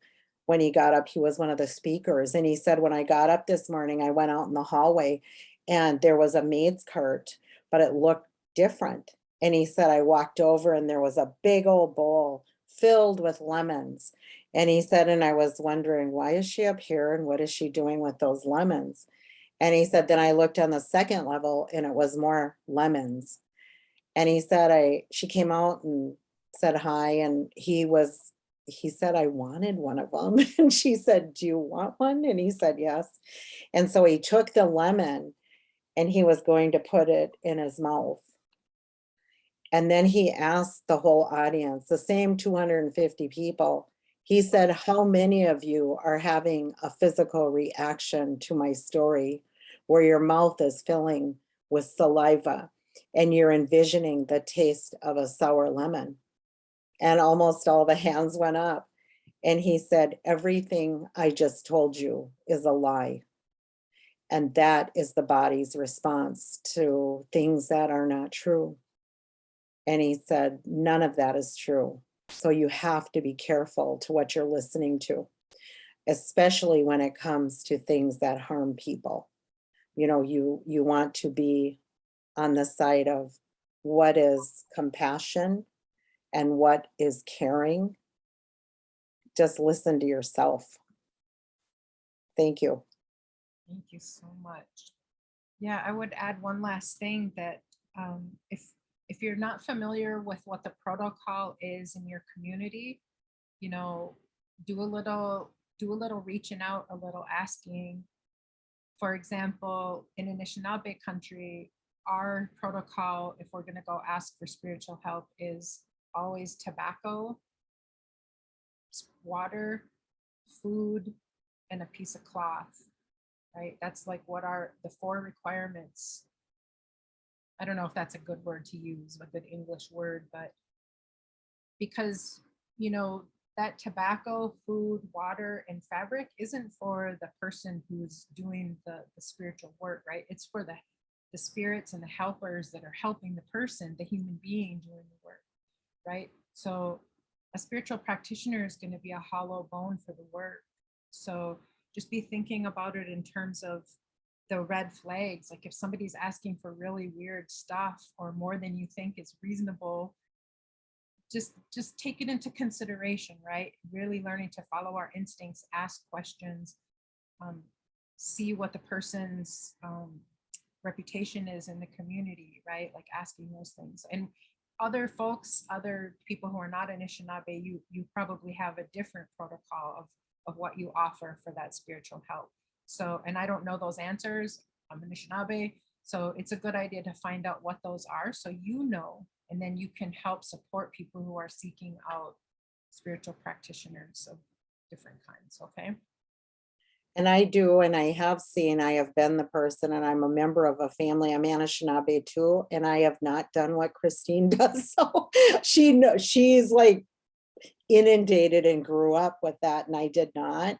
But I know this, that the creator and the spirits know why we are the way we are, and that we don't know. And they will never exclude us because we didn't do something right. Because the first thing is acknowledging and asking, not people, but asking them. And you reach out, they'll reach back. So, and I have seen people that made mistakes, but some of that, I have total respect for whatever you believe, as long as it helps you to not hurt people. So if you, some people can't ask or don't have nothing. Yep. That, and the spirits and the creator know that. The universe knows what you have, and they're not gonna, you know, from what I've seen and witnessed and experienced, I didn't even know how to do that stuff at all.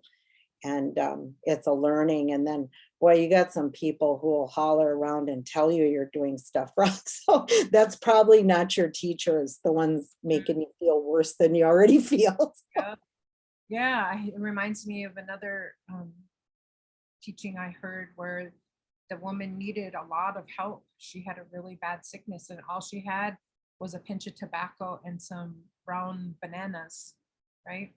But that's exactly right what Linda's talking about. The spirits and creator know that if those brown bananas make the best banana bread, right? One of our other teachings is about that tobacco is you don't have to come in. So check this out. This was gifted to me.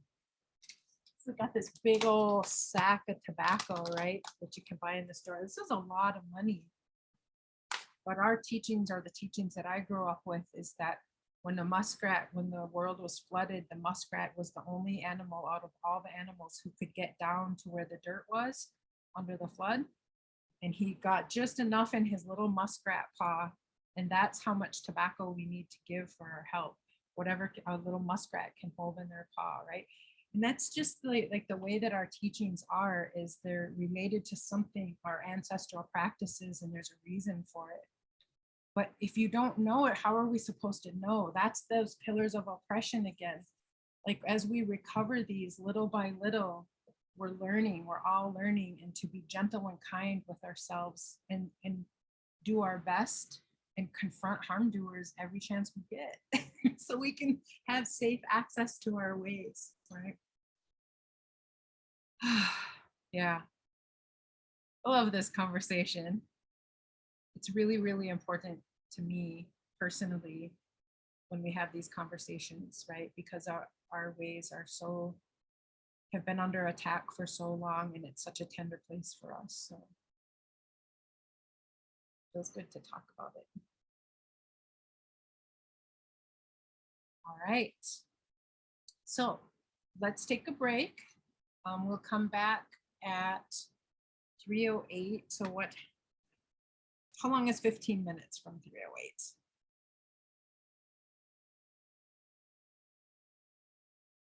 Like, somebody help with the math here. 22 after? How about 3:23? All right, Isaac, thank you. Let's come back at 3:23, and then we'll wrap up the day with the child sexual abuse module, okay? All right, see you at 23 after the hour. Miigwech. Thank you, Leslie. She reminded me to press record. Okay, so we just got done doing a little protective layer on us because we're going to be talking about child sexual abuse. Okay, so a lot of programs, you'll hear that they will have like a very specific advocate who works with children. So to get an additional layer of training or resources or tools to use to work with children. Okay, so we offer this module as both from an advocate perspective, but also from a human being perspective, right? Like if folks are coming to us in our community or our family, what are some helpful things to know about child sexual abuse and about the laws that protect children? Okay, so if you are specifically a child advocate, this will really apply to you, but it will also apply to any other kind of advocate as well, because children are very much a part of our lives and a part of the lives of the folks that we're working with, right? Okay. How to file a mandated report, we'll go through that a little bit. Understanding how various systems intervene, especially when it comes to children, there'll be a lot of systems that may intervene on behalf of that child or definitely in the lives of the children. And then strategies for systems and social change. So the definition, it's definitely a crime. It can be any intrusion, however slight, of a child's primary genital area, their groin, inner thigh, buttocks, and breast. But it can also include adults and older children touching younger children, or having a child touch them, or having children touch other children. That's a crime. Okay. Includes non-physical content. So having children look at an adult or older child's genitals, any pornographic material, watching while they undress, or talking in a sexual manner to a child. Digital violence, and especially now in this modern age of technology and the being in our homes and having to go to school online, all of the apps that are out there now. I mean, technology has really made a much greater presence in our lives more than ever. So digital violence can include sexual words, photos, innuendos. So kind of revisiting these criminal sexual conduct laws, and this will look different in whatever state you're in, and you should have the link to your state. I think that was in day 3. I can't remember what day we covered. So it's just a good idea to know what the crim sex codes are in your state or in your tribe, okay? So just a quick revisit, that first degree will be felony with penetration, and then that has to be that other condition with the use of a weapon, or the perpetrator is in a position of authority, the age difference between the victim and the perpetrator, and if there was physical injury. Okay, so that would be the highest degree of criminal sexual conduct. And then the second degree is the felony, same as the first, but just without penetration. That third degree is going to be felony with penetration, and then force used without inflicting injury. Okay, so force used without inflicting injury, that could be that grooming or those threats, right? So that's why, this is why we talk about the crim sex conduct codes, because if we can see the language that the police officer or the investigator and the prosecutor are looking for, they're looking for evidence that supports these particular things, okay? And that's why they're asking the questions they're asking and looking for specific pieces of information, because they're trying to see, if there was force used without inflicting injury, what does that look like? How do we define that, right? And so in our advocacy, we can kind of be thinking about when let me see how to say this, like, we're not putting words into the victim survivor's mouth. What we're trying to do is create an understanding of what happened. Does somebody else have a better way to explain what I mean?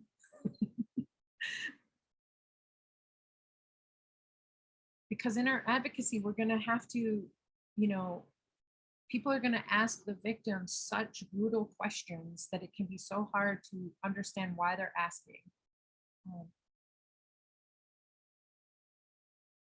But to have us as advocates being a safe person who's not going to harm them or use their information against them, it's a way of self, assisting discovery of words and language to attach with actions that puts the power back in their hands. Does that make sense?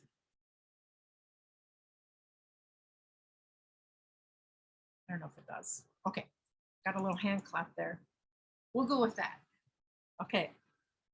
And then of course, fourth degree is the felony, which is same as the third, but no penetration. And then fifth degree is a non-felony and could be non-consensual contact of intimate parts. And there's a bunch of other things that could be included in. Okay.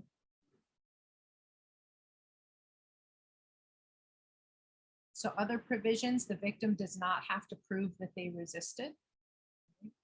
So it used to be that you had to prove that you resisted, that you screamed, that you fought back, you know, something like that. So our advocacy has made our laws better, right? In the sense that victims don't have to prove that they resisted.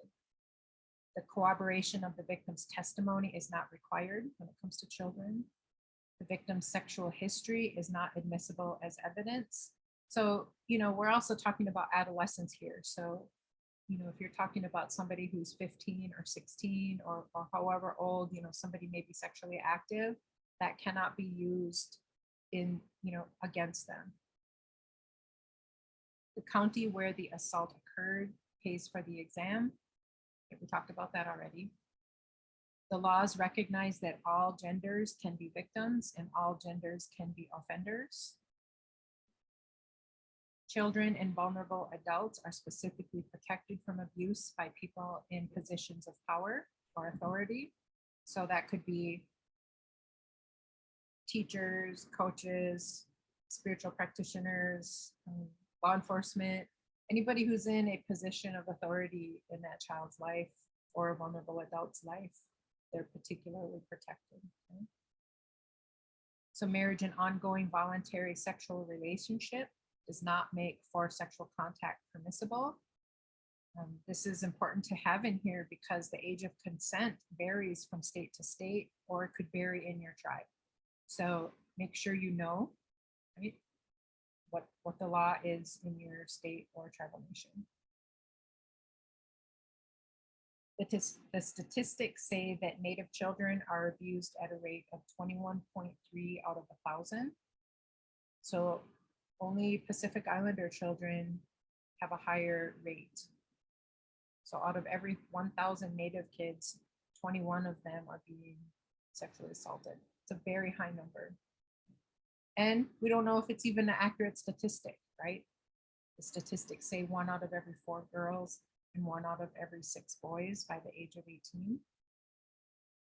And, you know, 1 is too many. 1 is too many. It's estimated that 93% of the sexual abuse cases, the child knows the person. And then Two-Spirit or LGBTQ experience even higher rates. Trying to get another one here.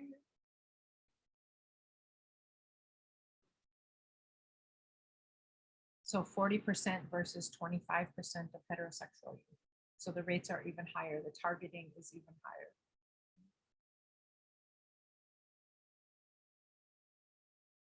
So you'll hear out there that children are just lying, or it'll be something that if there's a custody thing going on, that they were coerced into lying about sexual abuse. All kinds of things. We've heard all kinds of things out there. It's definitely a tactic that's used in custody, right? Custody battles, or in domestic violence situations, right? If the things are but the studies indicate that the children will lie about sexual abuse anywhere from 2 to a high of 35%. I'm not quite clear on why we have that in here. I don't think children lie about being sexually abused. We don't want to put ourselves through telling somebody all of this stuff and having to disclose all the details of the violence that we experienced, unless it's really happening, right? So we, as advocates, always stand and by support the survivor, and we believe them every time.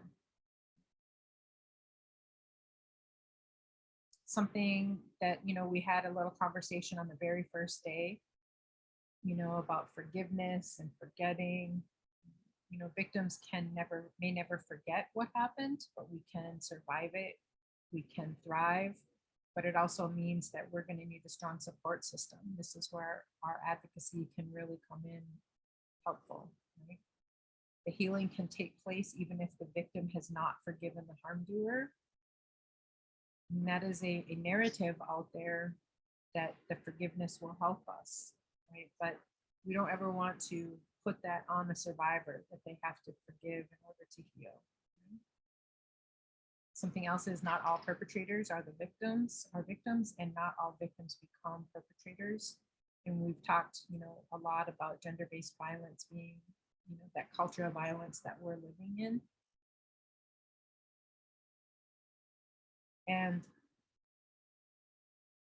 the statistics support that not all perpetrators are victims, and not all victims become perpetrators. So we're kind of want to be talking about this grooming process, right? So targeting child victims. Some of the language that I've seen out there is somebody who's vulnerable, like a child who is vulnerable. And I want to challenge that kind of thought about a child being vulnerable. There are circumstances out of a child's hands. There are many circumstances that they cannot control. But oftentimes, because of certain circumstances, they're going to be targeted, okay? So children who, like the person who's going to cause harm to kids, they're going to put themselves in positions where they have access to children, okay? So maybe working or living where children are accessible. They may target single mothers with children, and even specifically with one child, just because it's easier to maintain control or maintain the secrecy. There'll be less support available, right? They'll look for weaknesses, so in personality or life circumstances. If children are left alone a lot, it could be targeted. Right? And I really want to note, because I have a big problem with this whole slide, right? Like what does it look like to be lonely or isolated or lack self-confidence? Do we have a little sign on their head that says we lack self-confidence, right? Or that we have been formerly abused? No, we don't. But there are studies that have asked convicted perpetrators what they look for. And we've even seen, maybe you've seen shows like the 2020 or 60 Minutes type shows, where they ask perpetrators to go into a park and look at the kids, and they'll point them out, right? So there is something about a personality trait or a demeanor that a perpetrator has skill in detecting. So we want to note that, right? And also to not place the blame on the child, right? If the child has prior abuse or lacks self-confidence, it still does not warrant being perpetrated on, right? So while the slide is problematic, just know that perpetrators are well skilled at knowing what to look for. This goes for all different kinds of victimization. Even in the spiritual abuse module, when Linda was just talking about, folks who are vulnerable because they're seeking their spiritual teachings, or maybe they're coming out of violence or trying to sober up, right? Those particular circumstances in our lives are targeted.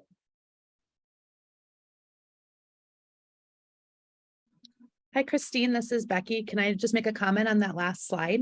Please do. I just wanted to mention, so prior to, in a past life, right, I did a lot of work with youth who were involved with trafficking or exploitation. And I just think one of the things that's so important about this conversation, like you said, like there's no sign on our head or on these, these kids' heads that says these things. And then also it can be anyone, like what child at some point, isn't feeling lonely or isn't lacking self-confidence, what adult for that matter, right? And so I think that's part of this too, that even though it's important to know those kind of indicators of where someone might be more vulnerable, that any of us or any children can be vulnerable just by nature of being a child, right? And being trusting for the most part and all those things. And so, sometimes we have an idea about victims, who they are, just like we do about perpetrators, right? And so I think it's like, sometimes we're so focused on maybe one area that we don't see someone in another space who is vulnerable also, just because of who they are. So I just wanted to mention that. Thank you for that, Becky. And then Afton included, this could also include high needs kids or parents that require assistance, or, you know, children who need parental figures, right? And again, this always, always, always, I always circle back to the pillars of oppression, right?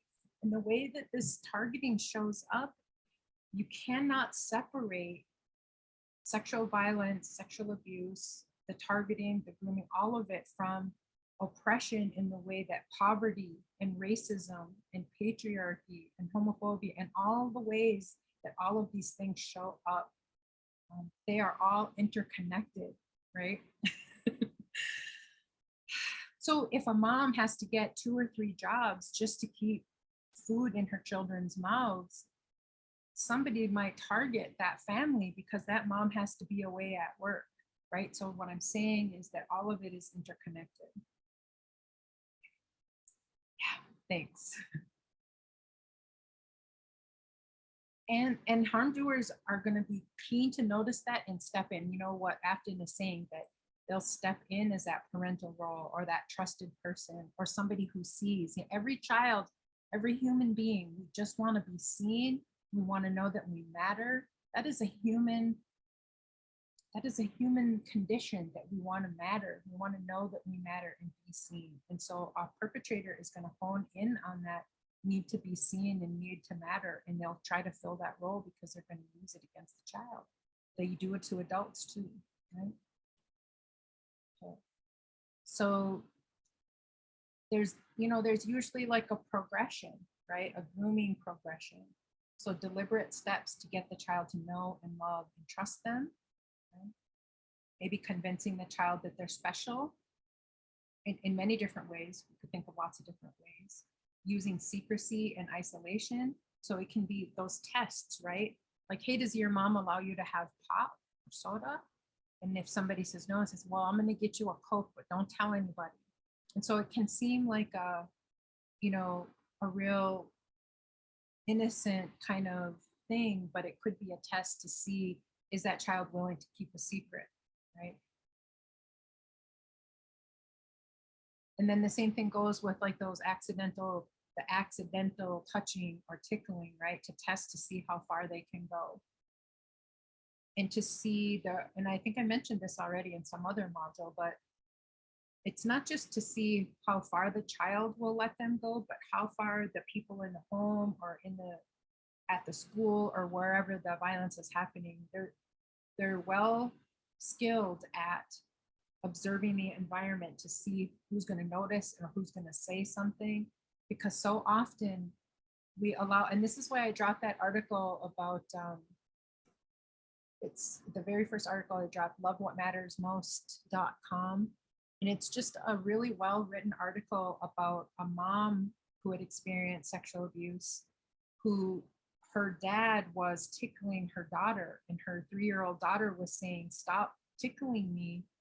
And the dad kept doing it. And so it's just kind of a good article to read about how we model as adults for that body sovereignty, or when somebody says no, when a child doesn't necessarily have the vocabulary to say, hey, stop doing this, they may start crying, they may get mad, they may go silent or immobile, they may freeze, right? We are going to respond in many different ways, but our role as adults in the world is to interrupt that at all costs and set those clear boundaries. Oh my gosh, my cat is going bananas. So modeling what it is for that body sovereignty shows the child that A, what that person is doing is wrong, and validates for them that this feeling like this feels so wrong, but I don't know what to do. We're confirming that yes, that behavior is inappropriate and that it has to stop, and that somebody's going to intervene on their behalf.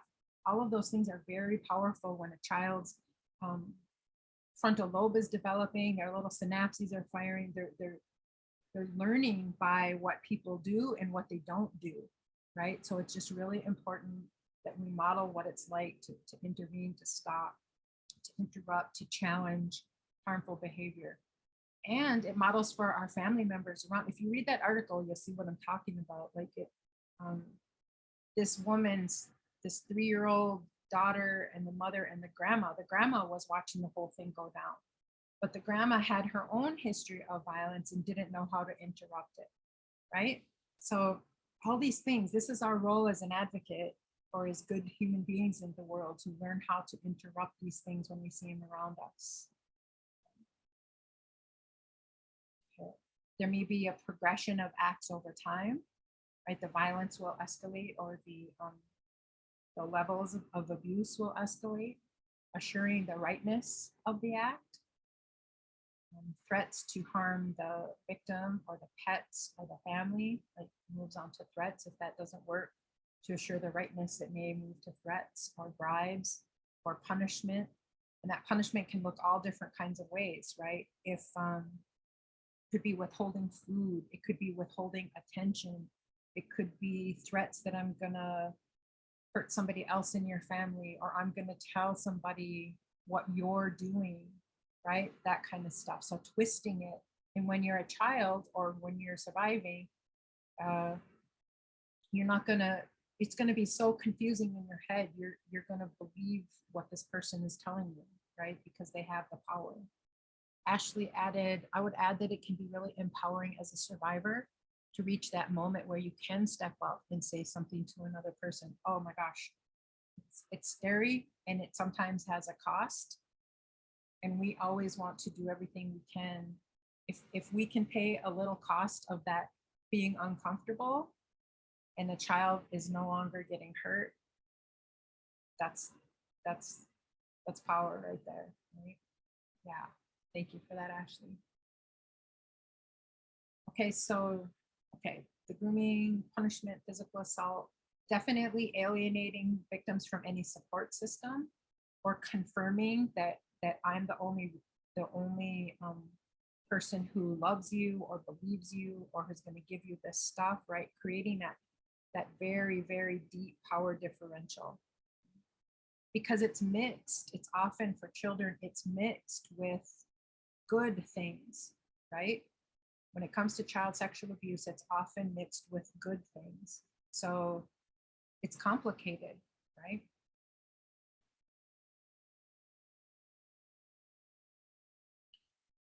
So online predator tactics, lying. So, there's even shows about getting catfished, right?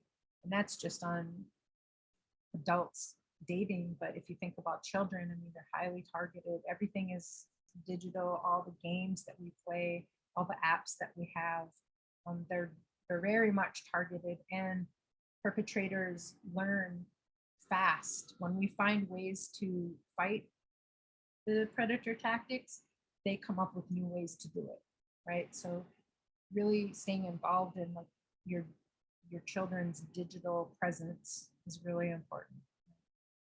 So they can lie about their age or attributes, chatting privately, testing for secrecy, using flattery, sympathy, all the same grooming tactics, right? Asking for personal information, or definitely scouring other social media for information so they can track the person down. It gives them, I don't know, it gives them, if they know what school you're going to, because they can see something that says what school you're going to, they can use that as a tactic of familiarity. They're like, oh, that person knows about my school, so they must be okay. Do you know what I mean? Like, about establishing familiarity so they seem less dangerous. Gifts, or just being able to find you and physically track you down, which is highly, highly dangerous. Okay? Gifts of money, food, or other items that a child may not have access to. So circling back again to the way poverty shows up in our communities, we don't, sometimes we can't even keep the lights on, let alone get iPhones or new clothes. Like the struggle is real in our communities a lot of times. And so that can definitely be a tactic that is used. Intimidation, threats, fear. Like if a child or a young person sends photos, they may be, well, I'll just send that photo to your school. Like tactics like that. And, just the fear of that information coming out can make us comply. So some red flags to look for in children.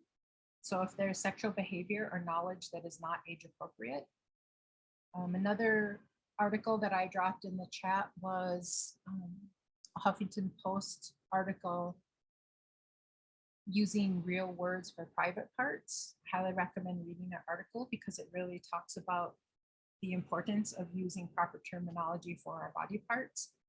Because if we know that they know the proper names for things, and that it's age appropriate, and when we hear something that doesn't correlate with what we have taught them, then we know that that's probably something we should look into. Fear of going home or being around a particular person. You know, we really got to listen to our kids. You know, we have a teaching in Indian country where, you know, we have respect your elders and stuff like that, but we also have, you know, go give grandma hugs or go give uncle hugs. And we just kind of, that's just kind of a part of the way we are with family. Our family's often really close. But what we want to do is make sure the child decides whether they want to go give uncle hugs, right? Or go give grandma hugs. And I think I told the story early on that before my niece and nephew moved in with me, whenever I would go to the cities to visit them, I just wanted to just wanted to squeeze them because I missed my guts missed them, right? But I had to wait until they were ready to give hugs, right? Or to come see Dinty. They call me Dinty. And that was hard for me, but I have to respect their body sovereignty. You know, no matter how much I love them and want to give them hugs and kisses, I have to respect their body sovereignty because I'm modeling for them what it is and what other people to see that I'm waiting for them. Like, I don't want to be forced. Or other times I will see, you know, somebody else say to come give me, you know, oh, go give Christine hugs. You haven't seen her in a long time. It's like, no, that's okay. You don't have to. So I can model that, can maybe just give a fist bump, right? Or a high five or something like that to kind of help teach other people how to be in the moment, because we're not all taught this stuff, right? I never was. So the more we can be a model in our families and in our communities or for our children, the stronger we're all going to be as a community. Some other red flags can be regressive behavior, right? Acting kind of babish or talking babish or needing more attention than they, if you know, this is all age dependent. I mean, you kind of get what I mean, right? So having sleep disturbances or nightmares, changes in appetite, having parentified or adultified behavior.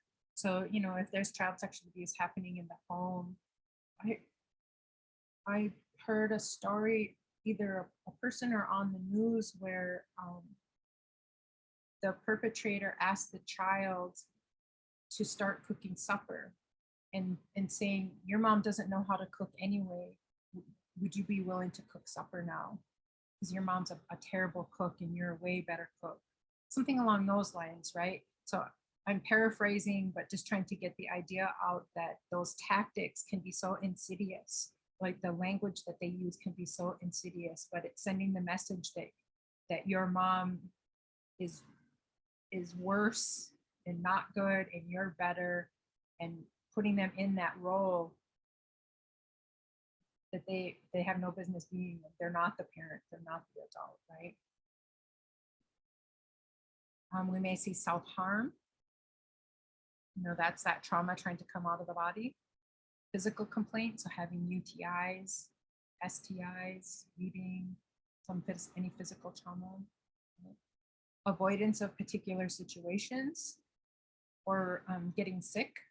I know that even in my own experience, when, you know, I would actually be sick, even though I had no reason to be sick. I knew when the violence was coming and I felt sick. And then, you know, when the act of violence is over, I wasn't sick anymore. So if you're seeing that, that could be a red flag. And so check into it, be open to the possibility that there's harm happening. Exaggerated responses to everyday situations. So getting really angry or crying or getting really quiet, right? It can range many different responses depending on the person or the child.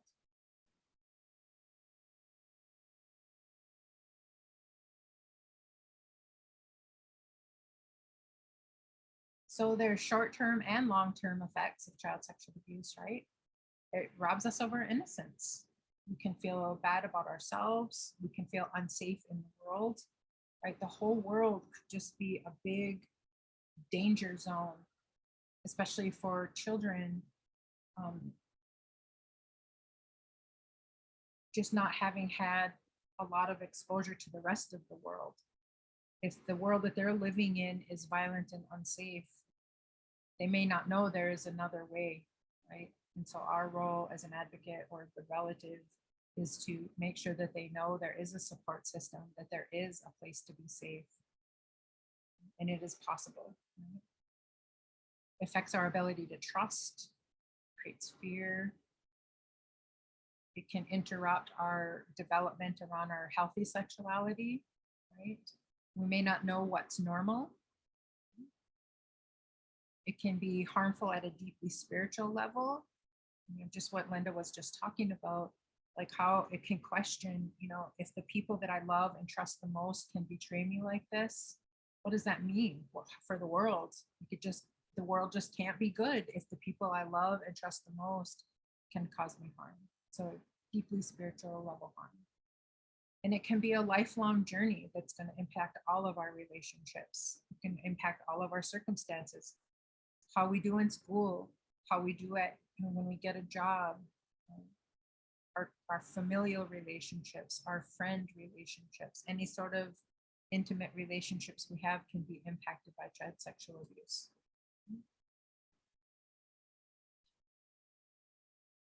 So that same kind of core skills of advocacy and making sure that we acknowledge the whole being it's always the same, right? We always believe the survivor. We always recognize that the sexual violence is we're not just our sexual abuse, right? We're whole beings. So the principles apply. We connect. We try to understand. We think about, we analyze that. What's possible here? What does the survivor, how do they want to move forward? And with children, it may look different than adults, both from a perspective of just having actual language to use around it. And also they may not know what's possible. We may not know it's against the law yet, right? So confirming that it is against the law what this person did, confirming that there's nothing that they could have done to stop or prevent that person from doing this, right? Like that it's not their fault, those kinds of things, right? Strategizing and putting a plan together may look different with a child. Get the support of the non-offending caregiver, have them be a part of the solution or the plan, right? If something's not working, circle back and rework the plan. Right? Always following the instinct and the autonomy of the child, of the survivor. So what children need to hear: I believe you. Thank you for telling me. You didn't do anything wrong. I will do everything I can to help. Right? We can't make any promises. We can't say this person's going to go to jail. We can't even say that this person's going to stop hurting others. We can't say any of that. We can't make promises we can't keep. They have to trust what we're saying. And if we make false promises that we have no control over, it's creating an additional harm to the child. Right? It's okay to care about so-and-so, but what they did to you was wrong and it's against the law. So, even with adult survivors, but definitely with children, it can be complicated, especially when we know that anywhere between 80 and 90% the child knows the perpetrator, right? Or, something like 83% is even like somebody in the home or in the family who is abusing them, right? So it's complicated. They may care about this person. If it's their dad or their mom or their uncle, auntie or brother or sister, it's okay. We're going to care about them, and we can even love them, but it still doesn't make the acts of violence, okay. And we have to confirm that. Right, with them. You might have to tell somebody what so-and-so did, just tell the truth, right? It's always, always, always the truth. The truth.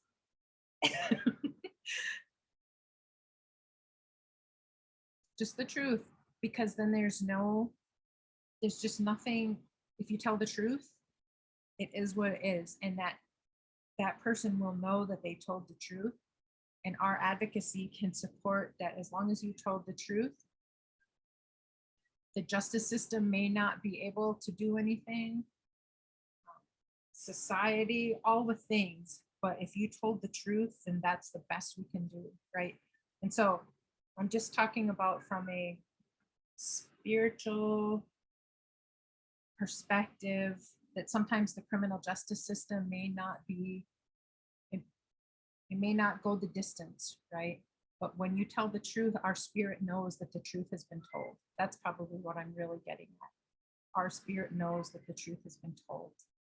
And that does matter, right? Even if all of the other systems and all of the other people fail us, our truth has been told, and that matters. Okay, if you want to talk, I will listen. If you don't want to talk, you don't have to. You know, sometimes we just need to know somebody's in the room and is not going to hurt us, right? Many times my advocate just gave me some artwork, some art supplies, and we just sat in the same room together and I didn't say a word, right? And that was everything to me at that moment, because I didn't have words to tell her.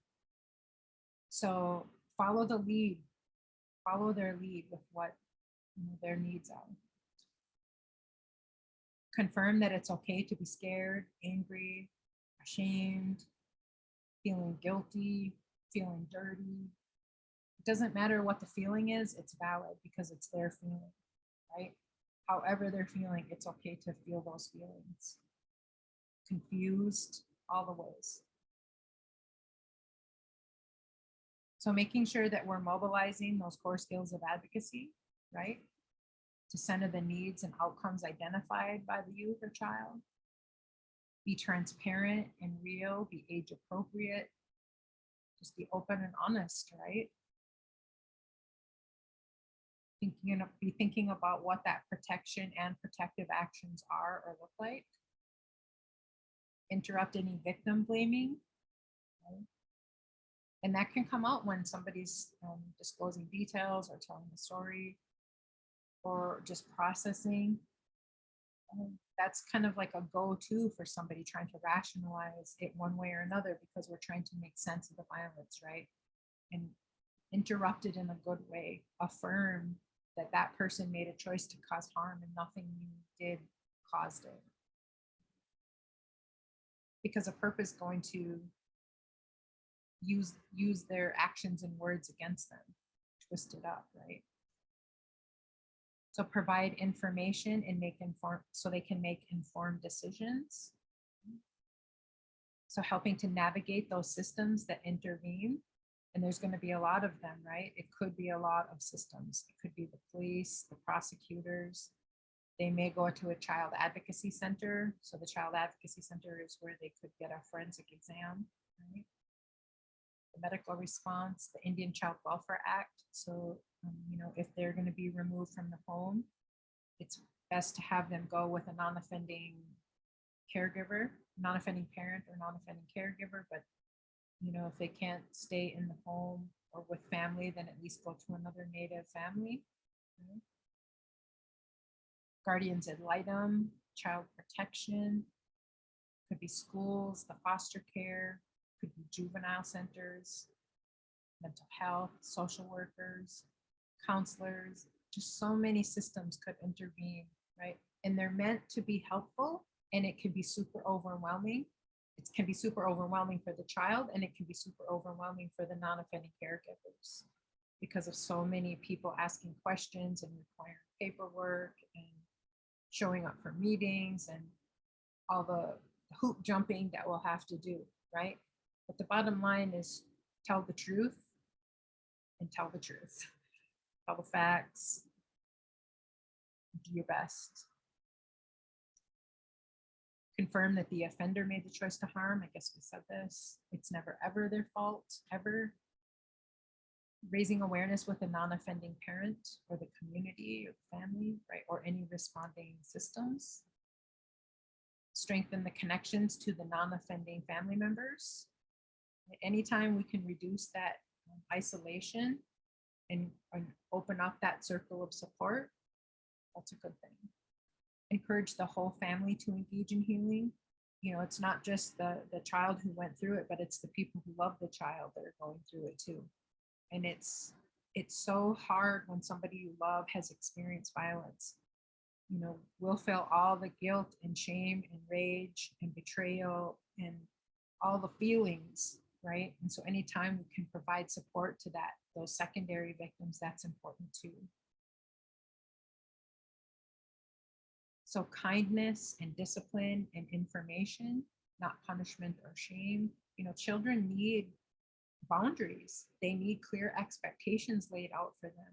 And, you know, a lot of times when we've experienced violence, we're going to act up because we're angry, because we've been betrayed, because we have less faith in humanity, less faith in the systems.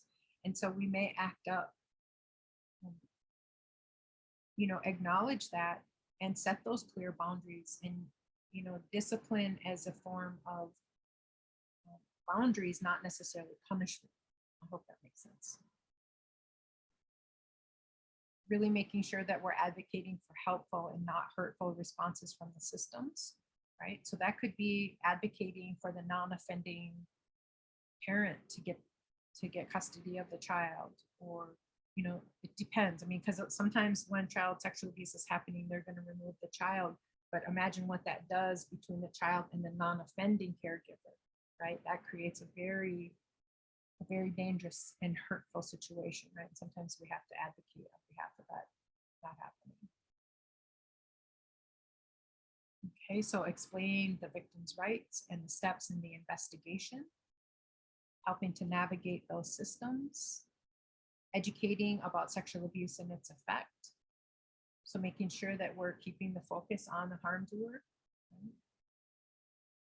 Understanding the impact of sexual assault victimization. So Rebecca kind of went through that module the other day, and all the ways that victimization can show up with that hypervigilance, that not eating, not sleeping, or sometimes it's on the flip side. Sometimes victims can be hyper productive or always get A's in school or be super well behaved.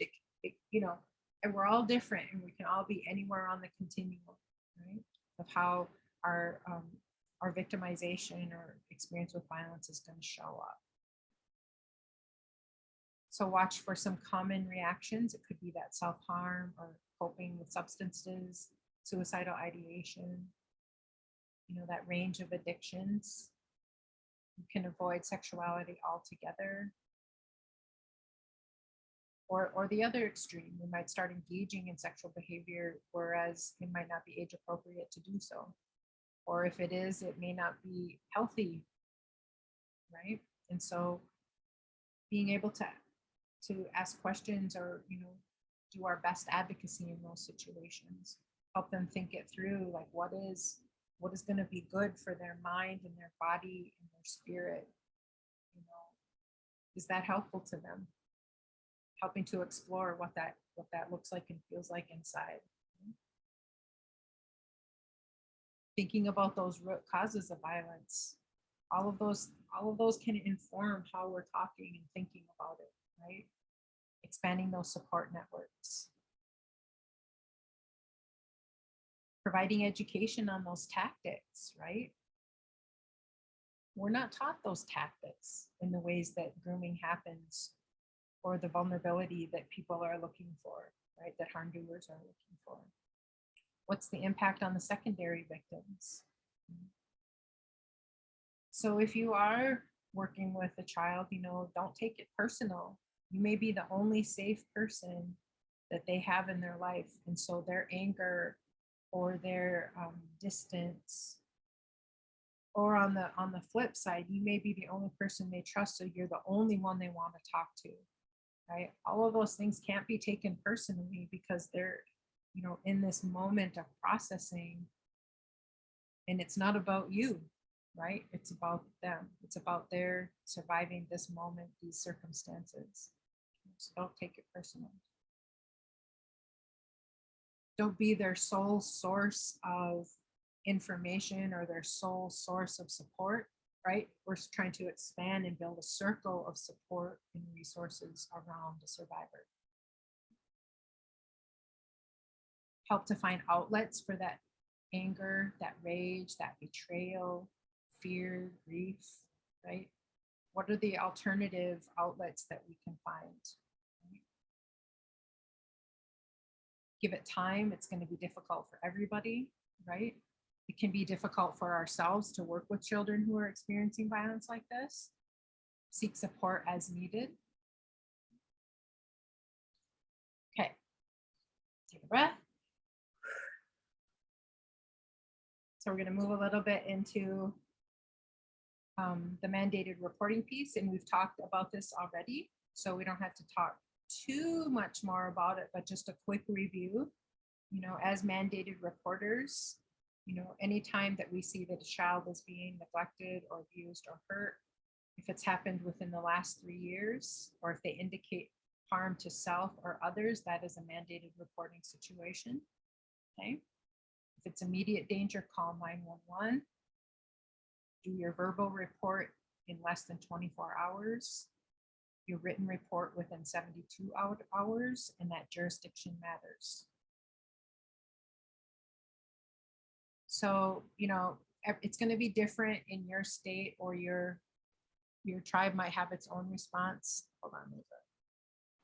Oh, this is Afton. I just had a quick comment about the outwardly sexual activity or something that is not typical within their age range. Just know that youth will explore and engage in sexual activities, but for those that are, educate them, encourage autonomy and consent without reprimanding them for any sexual behavior that they may, because we know that kids and teens will have sex.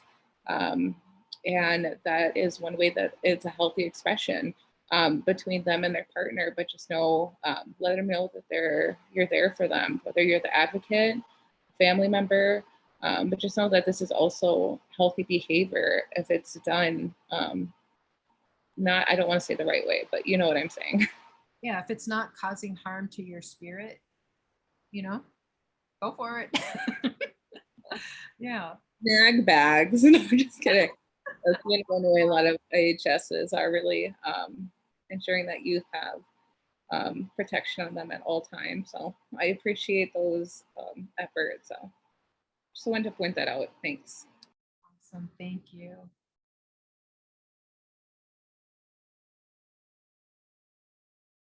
Okay. All right. So for mandated reporting, you might have a different mechanism wherever you're at in the country. So I just offered a couple of examples that sometimes you'll be able to find phone numbers to call or sites to click on where you can fill out the form right on their site. So it's just a matter of finding out what it is in your particular jurisdiction of who you would call to do that mandated report. And again, what's going to be in there is your name, the phone number, relationship to the child, where the child is now, are they in immediate danger, any descriptions, and then any names, addresses of the child, parents, or caregivers, any witnesses and their names, any additional information that you might have that could be helpful.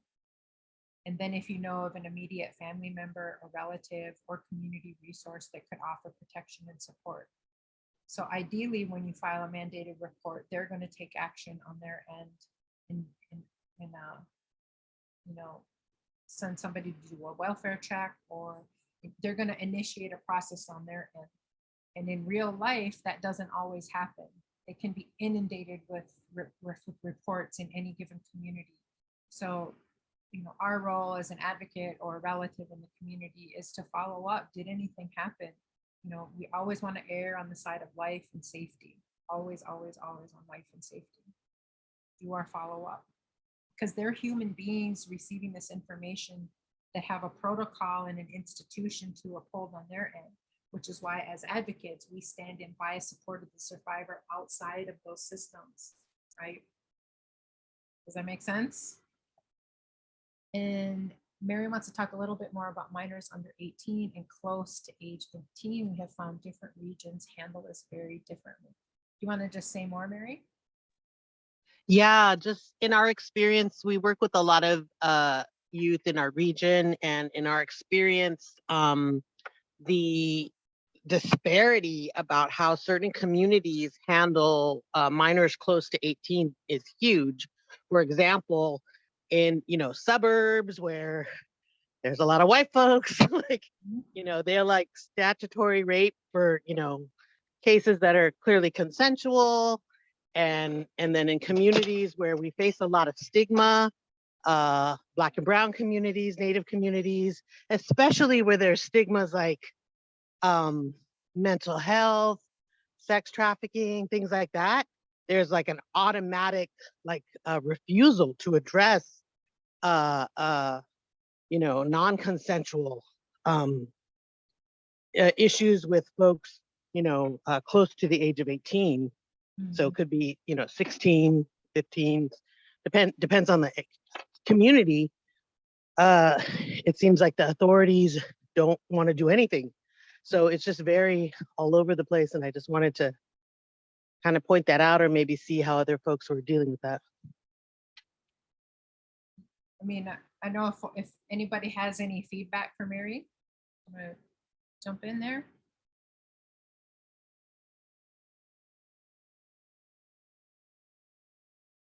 Our advocacy has to, that's why we bring up the criminal sexual conduct codes. That's why we bring up understanding, what the laws or tribal codes are in your region, because when we understand that, we can advocate and continue to push and name it and go to the organizations that are failing to respond in whatever way. Not organizations, but even institutions. We can go to those institutions and follow up and ask questions. Mary's talking about people just responding differently based on, all the pillars of oppression that we're talking about, right? And so interrupting that or stepping in, that anytime we can step in and interrupt that and advocate, we're changing the systems that are not responding or responding, I guess, over responding in certain places and under responding in others, right? We have to name it and say it, otherwise it's just going to stay the same.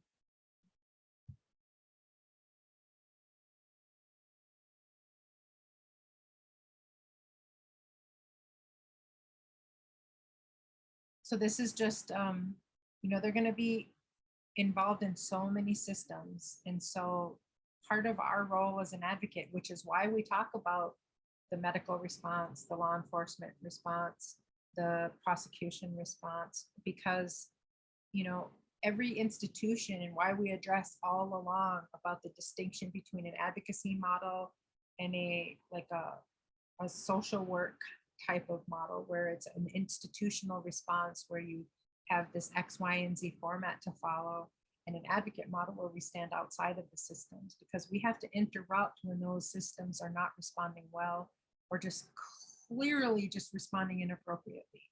And that's where our advocacy can step in, right? So we've talked about all these different, their job is to report to child protection and do the investigation as law enforcement. Right, child protection does that screening and determination if they need protective services, do that case plan. Indian child welfare will remove the child and put them with the tribal member. The criminal justice system, that's where, they have their own institutional practices around what needs to be done, and they're going to follow that. And, our role is to interrupt the barriers and the harmful practices, right?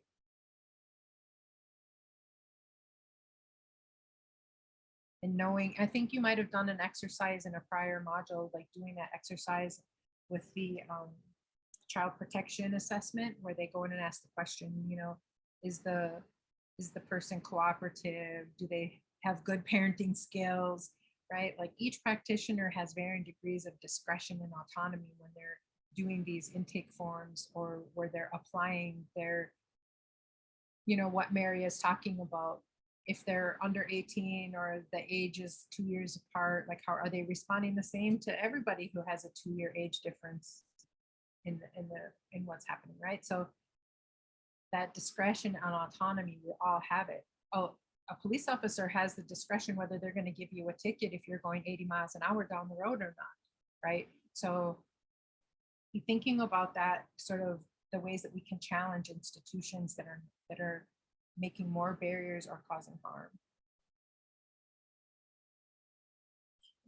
Talked about this, or just got done saying all that. Okay. I will say that, the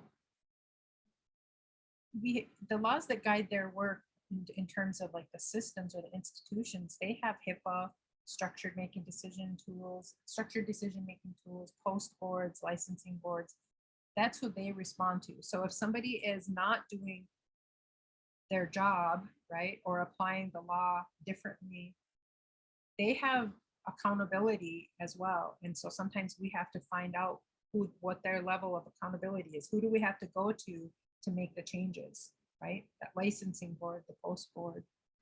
Who are those people? And if we're seeing problems over and over again, figuring out who that is and going to challenge it, that really matters for survivors everywhere. Child protection is here to protect the children.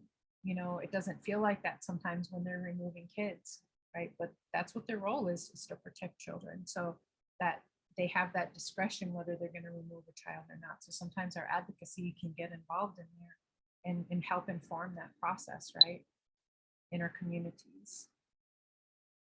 The law enforcement's there to enforce the law, right? It doesn't always work that way either, right? We know this.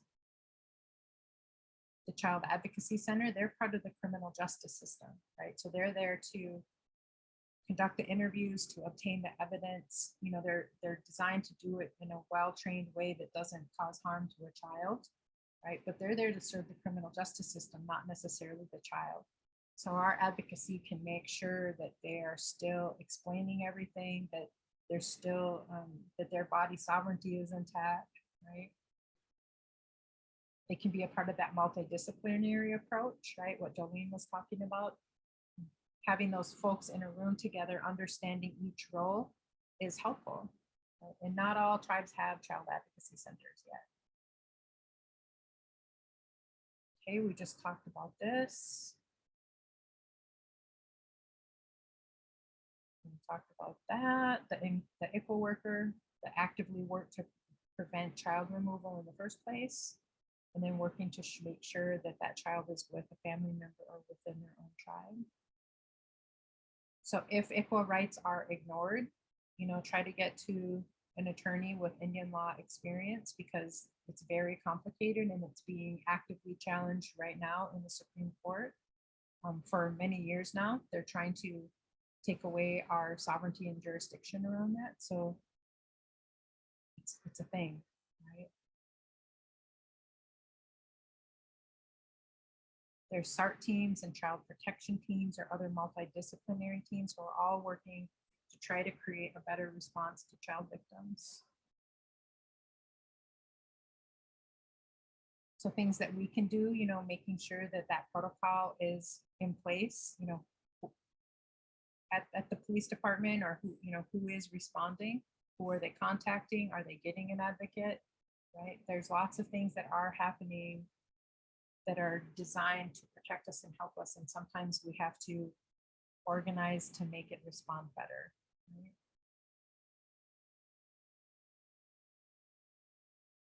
Thinking about how we challenge societal beliefs, making sure, like we're talking about, modeling what it does look like when a child discloses, always believe them, always, every time. Bring the non-offending caregiver in, right?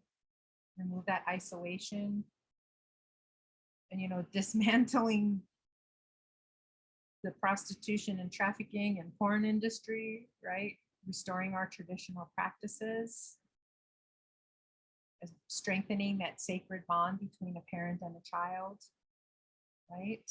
Respecting our differences, valuing children for what they teach us, right?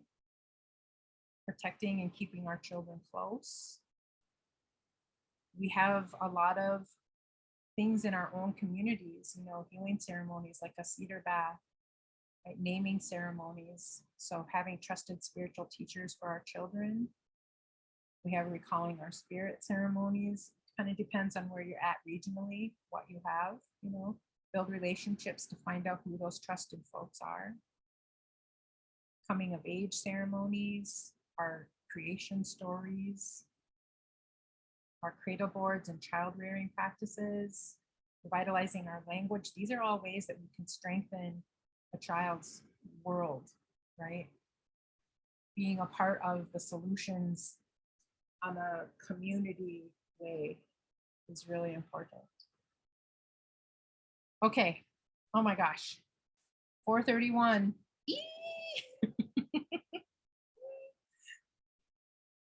Okay. I know that some folks have to log off. It is 4:31.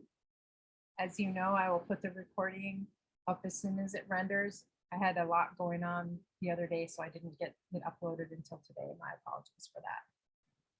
But next Tuesday, we'll be covering prostitution and trafficking and advocacy for LGBTQ two-spirit folks. And thank you all. Thank you to our interpreters, Nora and Hannah, for being with us. Thank you for everybody jumping in the chat. It was a good day. Now we can take that color, that protective color that we had on us, and wash it off. Wash it off. Flick it someplace else. Let it go. And then let's take good care of ourselves with some water. Go outside, wash off, and have a good day. Take good care of yourselves, and we'll see you all on Tuesday. And then if anybody wants to stay on, you're welcome to do that. We'll stop the recording. Okay? All right.